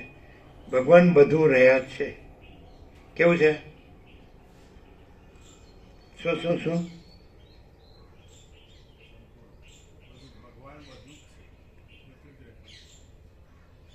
ભગવાન બધું રહ્યા છે. ભગવાન બધું રહ્યા છે એમ કે છે. ભગવાન બધું રહ્યા છે. એટલે તીની સબ હોય છે ને તીની સબ કોર છે એમ કરીને ભગવાન બધું થયા છે ને ભગવાન બધું કરે છે એવી રીતે નહીં, ભગવાન બધું રહ્યા છે એટલે ભગવાન સિવાય બીજું કઈ નથી એમ થયું. પછી સિવાય બીજું કઈ નથી કેમ કેવું પડ્યું? એટલે કઈ થાય છે ને કઈ બન્યા છે ને કઈ કરે છે એવું નથી.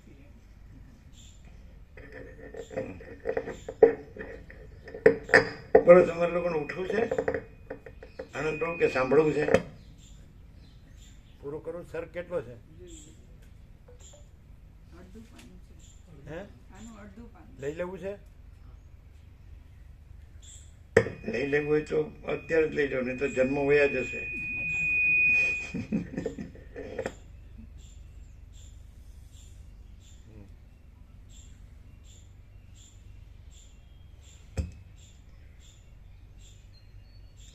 જેમ પરમાણુ રૂપે રહેલી રસ શક્તિ સ્થૂળ જળમાં સ્પષ્ટ જણાય છે, તેમ અતિ સૂક્ષ્મ બ્રહ્મ શક્તિ સ્થૂળ જગતમાં અતિ સ્પષ્ટ જણાય છે. જેમ રસ શક્તિ એક જ છતાં અખંડ ખડ, છોડ, લતાઓ તથા સ્થૂળ જળ વગેરે અનેક પ્રકારથી ઉદય પામે છે, તેમ બ્રહ્મપણું એક જ છતાં જગત સંબંધી પદાર્થો રૂપે અનેક પ્રકારથી ઉદય પામે છે. જેમ નીલ, પિત્ત આદિ રૂપોની વિચિત્રતાઓમાં અતિ સૂક્ષ્મપણાવાળું રૂપ સામાન્ય એક જ છે, તેમજ શબ્દ આદિ ગુણોમાં અતિ સૂક્ષ્મપણાવાળી બ્રહ્મ સત્તા એક જ છે. જેમ મોરના મૂળ તત્વરૂપ ઈંડાના રસમાં પીંછાઓનો સમૂહ, પાંખો તથા કઠણપણું હોય છે, તેમ મેરુ આદિ પદાર્થો પોતાના મૂળ તત્વરૂપ ચિત્તમાં છે અને ચિત્ત પોતાના મૂળ તત્વરૂપ બ્રહ્મમાં છે. જેમ મોરના ઈંડાના રસમાં વિચિત્ર પીંછાઓનો સમૂહ છે, તેમ મૂળ તત્વરૂપ બ્રહ્મમાં આ સઘળું જગત છે. જેમ ઈંડાનો રસ અને મોર ભેદ દ્રષ્ટિથી જોતા જુદા છે, તેમ બ્રહ્મ અને જગત ભેદ દ્રષ્ટિથી જોતા ભિન્ન ભિન્ન છે. જેમ ઈંડાનો રસ અને મોર ભેદ દ્રષ્ટિથી જોતા ભિન્ન ભિન્ન છે પણ વિચાર દ્રષ્ટિથી જોતા એક જ છે, તેમ બ્રહ્મ અને જગત ભેદ દ્રષ્ટિથી જોતા ભિન્ન ભિન્ન છે પણ વિચાર દ્રષ્ટિથી જોતા એક જ છે. બ્રહ્મની અદ્વૈત સત્તા પારમાર્થિક છે અને જગતરૂપ બ્રહ્મની દ્વૈત સત્તા પ્રાતિભાસિક છે. જો જગતની તથા બ્રહ્મની સત્તા સરખી હોય તો વિરોધ આવે છે, પણ બ્રહ્મની પારમાર્થિક સત્તા અને જગતની પ્રાતિભાસિક સત્તા માનવાથી કશો વિરોધ આવતો નથી. કાર્યોનું તથા કારણોનું જે મૂળ તત્વ છે તે ભાવરૂપ છે અને જે ભાવ છે તે બ્રહ્મ છે એમ સમજો. બ્રહ્મની સત્તા અને જગતની સત્તા કેટલાયક સરખી માને છે પણ તે સંભવિત નથી. જેવો ઈંડાના રસને અને મોરને સંબંધ છે તેવો ચૈતન્ય અને જગતને સંબંધ છે. જેમ મોરમાં ઈંડાનો રસ સરખી રીતે રહ્યો છે, તેમ જગતમાં ચૈતન્ય સરખી રીતે વ્યાપીને રહેલું છે. જેમ ઈંડાના રસમાં મોર લીન છે, તેમ ચૈતન્યમાં જગત લીન છે એમ વિચારો. અનેક પ્રકારના પદાર્થોના ભ્રમરૂપી પીંછાઓથી પૂર્ણ આદિ ચૈતન્યરૂપી ઈંડાનો રસ જગતરૂપી મયુરને ઉત્પન્ન કરે છે. માટે જગતરૂપી મયુરનું જે રૂપ છે તે કાંઈ જ નથી, પણ તે ચૈતન્યરૂપી ઈંડાના રસનું રૂપ જ છે. જેમ મોર વાસ્તવિક રીતે ઈંડાના રસની સત્તાથી ભિન્ન સત્તાવાળો નથી, તેમ જગત વાસ્તવિક રીતે બ્રહ્મની સત્તાથી ભિન્ન સત્તાવાળું નથી. માટે બ્રહ્મનો અને જગતનો ભેદ સંભવે જ કેમ?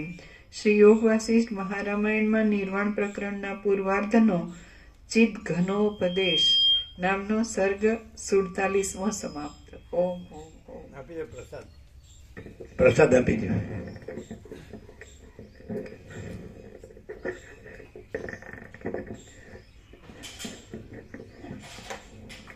એ કેવો પ્રકાશ છે?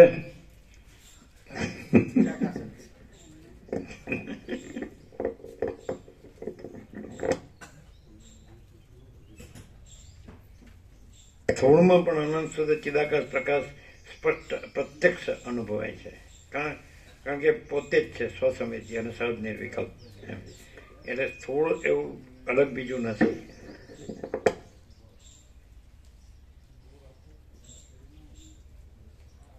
એટલે આ જે રહ્યો હોય એટલે એ રૂઢ થઈ ગયું હોય અધ્યાસ, એટલે સાંભળે એટલે આમ બોલી શકે ખરો. હવે સાંભળ્યું એટલે વાંચ્યું એટલે પણ આમ કાંઈ ફેર ન પડે ને, આમ હોય એવો ને એવો રહે ને. તો પછી એવું કે એકવાર થોડું ધીરે ધીરે ઓછું થાય પાછું એમ કે તો શું થાય? મૂળ પ્રકાશ જ રહ્યો છે.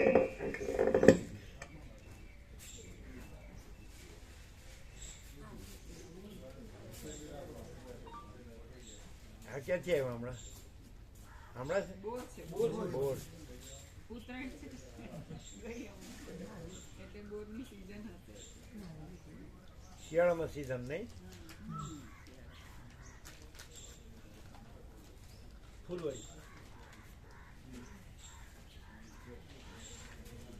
એટલે આજે ફૂલવડી ક્યાંથી આવી? પેલા મહેન્દ્ર પ્રભુ આવે. અચ્છા, એમને કઈ પ્રસંગ હશે?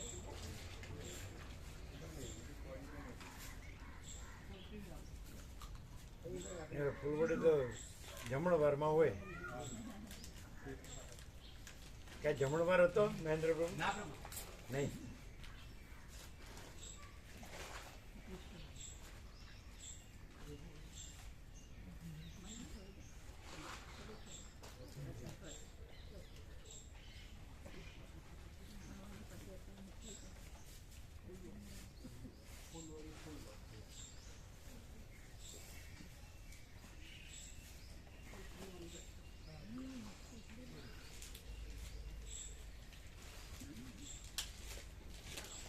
રમણ પ્રભુ લઈ લેજો.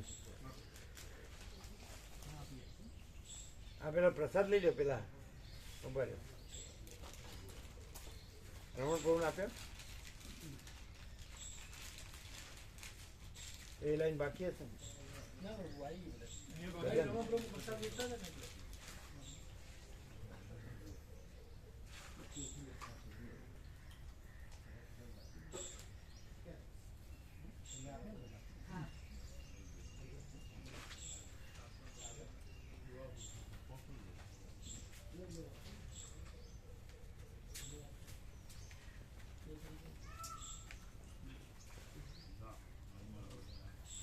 શું લાવ્યા છે?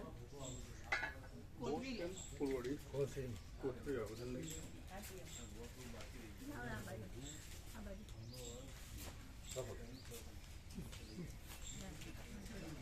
કેટલાક ને એવું થાય આવું તો હોતું હશે, અને કેટલાક ને એમ થાય આવું તો હોતું હશે, અને કેટલાક હાલું અઘરું છે, આપણે રહેવાય નહીં એવું બધું.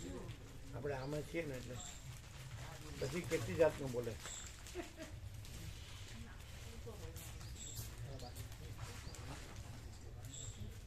હા તો કેવો પ્રકાર છે આપણું તો કઈ ગણતો જ નથી. એ તો બહુ સારું કરે છે. આપણું સાંભળતો જ નથી. એવું તો સૌથી સારું. થોડુંક આપણામાં આપણું ભલું થાય એવું બતાડે તો બરાબર. પણ આપણામાં આપણું ભલું આપણે ઉભા રહ્યા ને એ જ ખોટું કર્યું. પ્રકાશ આ આપણે આપણામાં આપણું ભલું કરીએ એ જ કરી રહ્યા છે કે આપણે જુદા બીજા નથી અને જે છે અમે છીએ એ તમે કહો. અમે એમ કહીએ કે આપણામાં આપણું કંઈક કે તો સારું પડે એમ જે કીધું આપણું ભલું થાય એવું. તો પ્રકાશ એમ કે છે કે હું જ છું ને તું આપણે જેવો કહેવા વાળો તું બીજો થયો જ નથી. ઈ પૂર્ણતા છે. હું આપણામાં આપણું ભલું થાય તો કેમ કેવો પ્રકાશ છે? કેવો આખો પ્રકાશ આખો પ્રકાશ કેવો પ્રકાશ છે?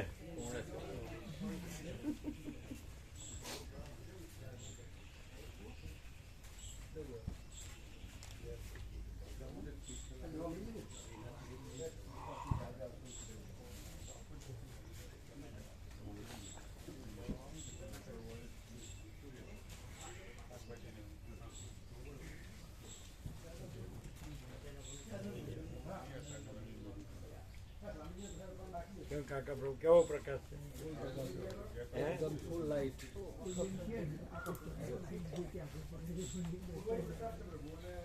ખ્યાલ આવ્યો?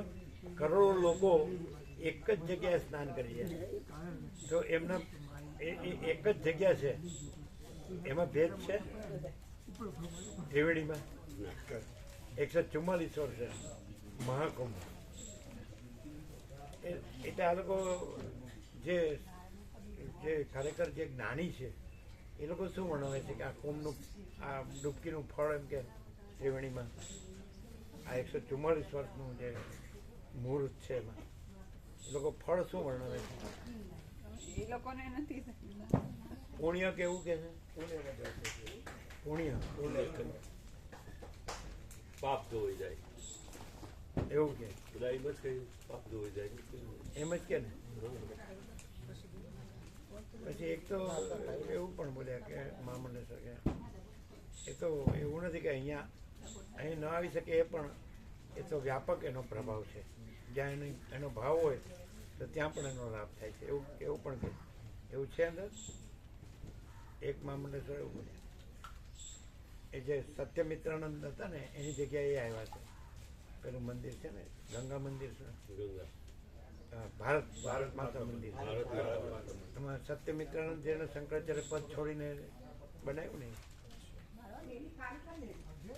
વિદેશ ગયા એટલે એ પદ છોડવું પડે વિદેશ ન જવાય એની જગ્યાએ આવ્યા એ એવું બોલ્યા કે તો આનો વ્યાપક એ હોય એવું નથી કે અહીંયા આવે એ જ્યાં હોય ત્યાં પણ એના ભાવથી જ અને એનો લાભ મળે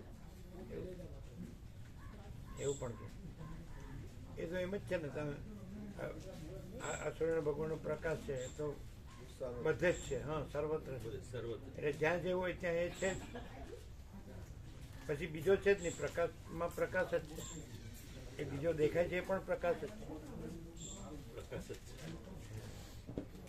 હવે તો ક્લિયર થાય જ ને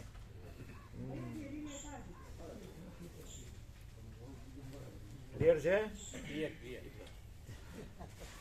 શું કે ધનજી પ્રભુ બસ એ મર્યા નથી 2-3 દિવસથી અને કનુ પ્રભુ એ પણ નથી મર્યા અચ્છા બહાર ગયા છે કે કામમાં છે ના કામમાં હશે કે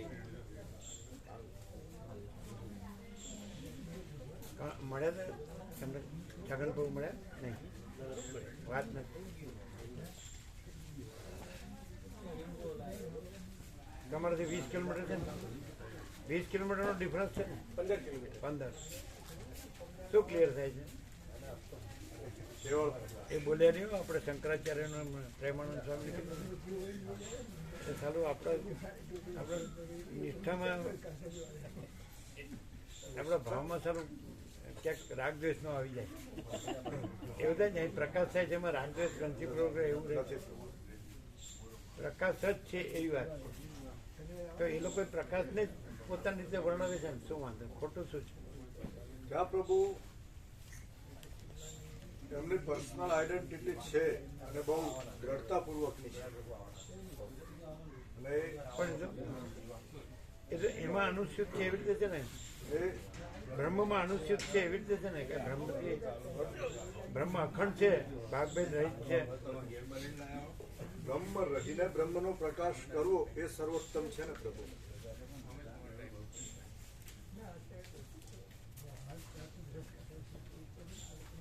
માન લો એક્ઝામ્પલ લઈએ ત્યાં કોઈ એવું કે શંકરાચાર્ય આમ ને તેમ મતલબ વર્તમાન શંકરાચાર્ય કોણ અવિમુક્તેશ્વરાનંદ હોય કે નિશ્ચલાનંદ સરસ્વતી કે ભારતી તીર્થ મહારાજ જે પણ હોય દક્ષિણના કે પૂર્વના જેના પણ દરેકને જો એમના વિશે કંઈક કહેવામાં આવે કે એમના પદ વિશે તો તરત જ એ લોકો થોડા એ થઈ જતા હોય છે પરંતુ શાંતિનો અનુભવ નથી થતો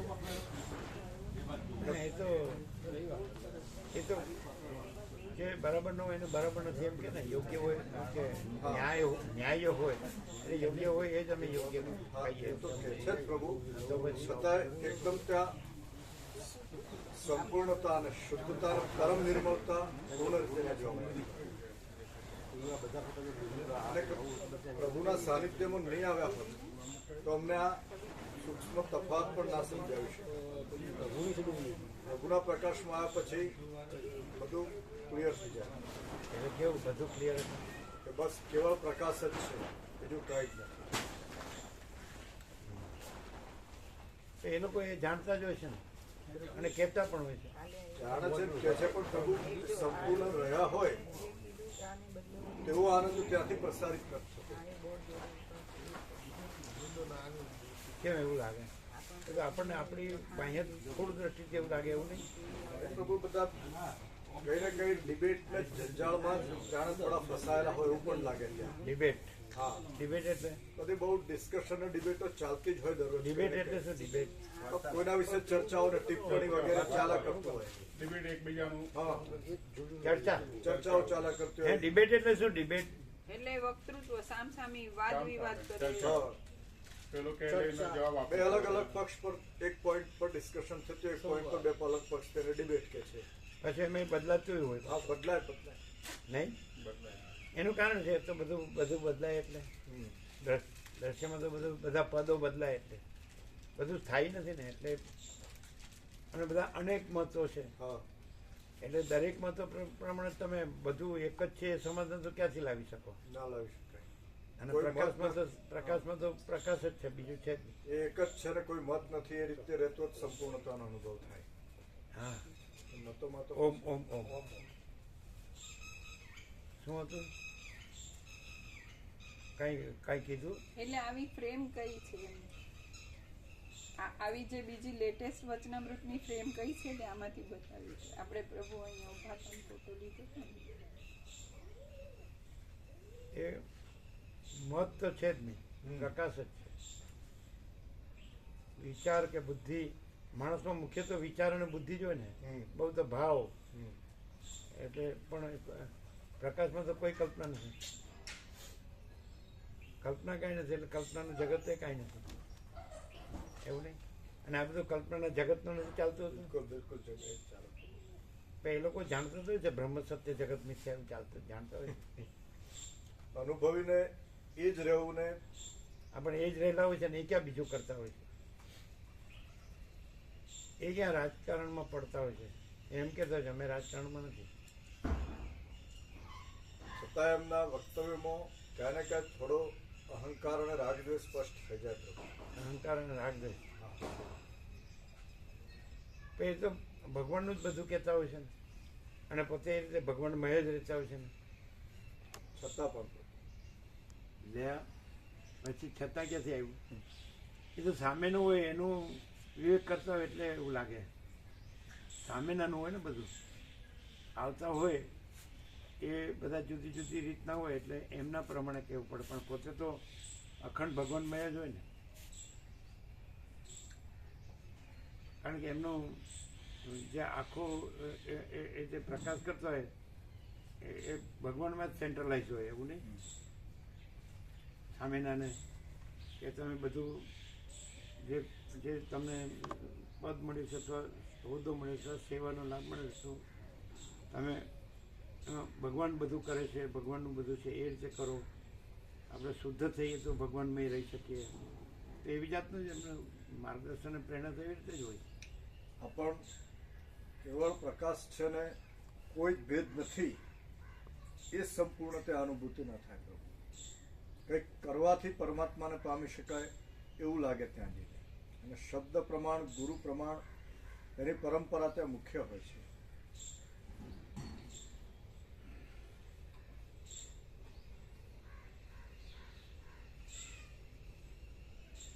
અહીંયા આમ સાંભળે એટલે એવું આમ રિયલાઇઝ થાય ખરું? 100% થાય પ્રભુ.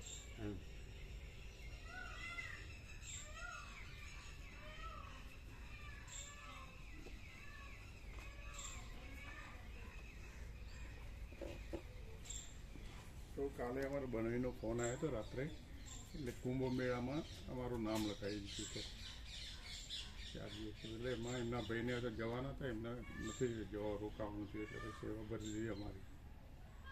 એમને એટલે ત્યાં કોઈ મહાત્માનું કેમ્પ પેલું હોવું છે ને ત્યાં તમારે રહેવાનું. અત્યારે એવું કે છે કે એટલી બધી ભીડ છે ત્યાં છે કે ચાલવું પડે છે ખૂબ, અને પાછા વાળે છે. એટલે આમ જાવ ને આમ જાવ પછી બધેથી પાછા વાળે. 2 કેમ્પ છે બહુ. કબીરપંથના 2 કેમ્પ છે ને, એટલે એ લોકો રાતે મૂકી જાય ત્યાં. રાત્રે એ લોકો રાત્રે મૂકી જાય છે. આશ્રમમાં રોકાઈ છે અલ્હાબાદ, પ્રયાગમાં અલ્હાબાદમાં આશ્રમ છે. એટલે એ લોકો રાતે ત્યાં મૂકી જશે. દિવસે નહીં જવા દેતા, એટલે રાતે ત્યાં મૂકી જાય. એટલે બધું દિવસનું પતાવીને પછી રાતે લઈ જાય આશ્રમમાં. એટલે એ વ્યવસ્થા થઈ ગઈ. તો રાત દિવસ અખંડ છે નથી? ના, રાતે તો પ્રભુ ભીડ તો રહેશે જ. અખંડ છે એટલે રાત દિવસ અખંડ છે. આજે તો એવું કહેતા હતા કે 10 કરોડ આજે અમાસનું શાંત છે. કુંભનો લાભ, મૌની અમાવસ્યાનો લાભ લેવા માટે 10 કરોડની વસ્તી આવશે આજે, એવું કહે છે. એટલે રાત દિવસ ચાલુ નહીં? 24 કલાક. હા, તો તો પછી- એ તો રાત્રે જવા દે પ્રભુ. ના ના, રાત્રે અખંડ નહીં. મહાત્માઓને જવા દે. જવા દેશે બરાબર છે. મહાત્માઓને જવા એમની ગાડી જવા દે પ્રભુ. જે સંતોની ગાડી જતી હોય પણ રમકડા માટે જગ્યા જ નથી હોતી. રમકડા જતા જ નથી, ચાલીને જવું પડે છે. એટલે 4-5 કિલોમીટર ચાલવું પડે. હા, લ્યો. 5 કિલોમીટર મિનિમમ ચાલવું પડે. તો આ તો એવું વાત કરીએ ત્યાંથી કે એ અમે તો એ લોકો કે પણ આમ જનરલી સાંભળવા કેવું મળે Practical જે લોકો છે? જે રમકડા જાય એવું સાંભળવા મળે છે? ના. રમકડા જાય જ નહીં. એટલી ભીડભાડ હોય છે. ભીડભાડ તો ઘણી છે. રમકડા જાય આ કે આશ્રમમાં જવા દે Practical જે લોકો જે તો પછી બધાને જવા દેવું પડે. એકને જ જવા દેવા એવું ન હોય. પણ કોઈને નથી જવા દેવા મળતું. બધા ચાલવું જ પડે. એવું નથી? કેટલું ચાલવું પડે? 1 કિલોમીટર 5 2? કિલોમીટરથી 5 કિલોમીટરથી 15 કિલોમીટરની એવરેજ છે. તો જે આ છેડે પગ મૂકી હા, જાય એ લોકો સેક્ટર પાડે છે પ્રભુ. આ લોકોએ સેક્ટર પાડે પ્રભુ.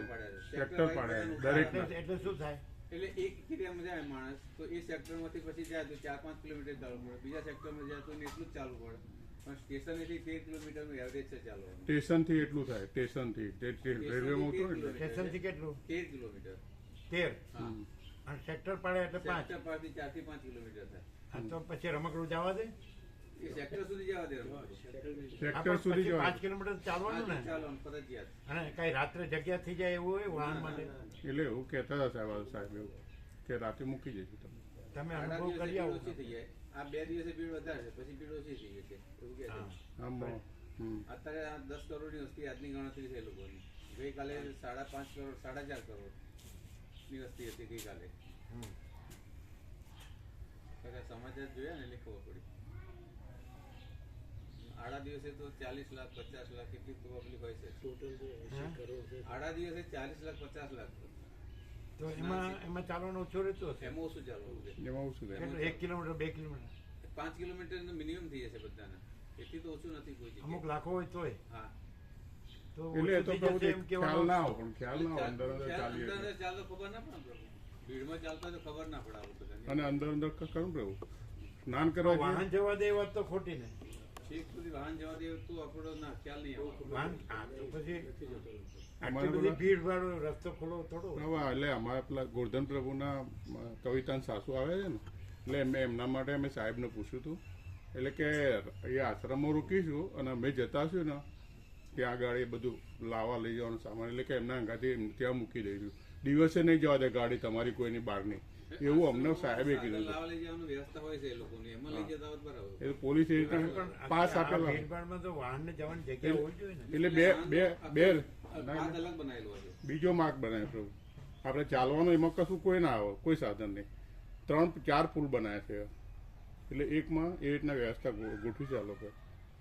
એટલે એવું સાહેબે કીધું એટલે અમને ખબર નહીં પ્રભુ. આ તો એમને કીધું ક્યારે જવાનું? આજ સાંજે રાત્રે. કેટલા દિવસમાં? 4 દિવસ? હા 4 દિવસ તો ખરા પ્રભુ. જવા આવવાના ગણી? હા એના સાહેબ ત્યાં એક જ દિવસ? ત્યાં 1 દિવસ આખો દિવસ ને એક નાઇટ. એક નાઈટ જાઓ એ નાઈટ ને બીજો દિવસ પછી બીજી નાઈટ નીકળી જાવ. નાઇટ જઈશું સવારે પહોંચી જઈશું. પછી નાઈટે નીકળી સવારે આવી જાવ એટલે. હા 4 દિવસ કઈ કહેવાય.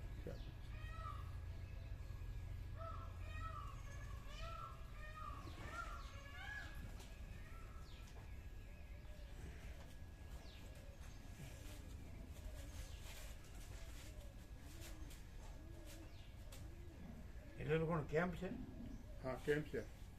તો એમાં પછી સેક્ટર? આટલા બધા લોકો લાખો કરોડો લોકો હોય તો બધા માટે જગ્યા હોય? કેમ્પમાં કેમ્પમાં હવે ભીડ તો રહેવાની. ભીડભાડમાં કેમ્પમાં જગ્યા કેટલી હોય? ભીડ તો રહે જ.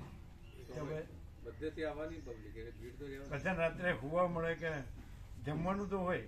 જમવાનું તો મળે પણ સુવા માટે તો કાલ તો લોકો ટીવી ઉપર એવું બતાવતા હતા કે આખી નાઈટ એમને એમ ત્યાં જ્યાં જ્યાં બેઠા હતા ને ત્યાં સુઈ જાય છે. જ્યાં જગ્યા મળી ત્યાં સુઈ જાય. ખુલ્લા 50 કરોડ 45 કરોડની વાહન નહીં, ના, ખુલ્લામાં. જે મહાત્માનો કેમ્પ હોય હા. તે બધા એના તો કેટલા હજારો લાખો બધાના શિષ્યો હોય તો બધી બધા જગ્યા ના મળે, ગમે એટલા મોટા કેમ્પ હોય તોય ના મળે. આટલી વસ્તીમાં તો જગ્યા મળવી બહુ, પણ એવું કહેવાય વ્યવસ્થા એટલી કરી છે કે બહુ અગવડ ઓછી પડે છે બધાને. સ્નાન એકવાર નીકળી જતા હોય ને, ચાલુ રહેતા હોય ને એટલે આ એવું કંઈક અહીં નીકળી જાય એ ત્યાં રોકાવા નહીં દેતા પછી. પ્રવાહ હા. flow not to steady, not to be steady, flow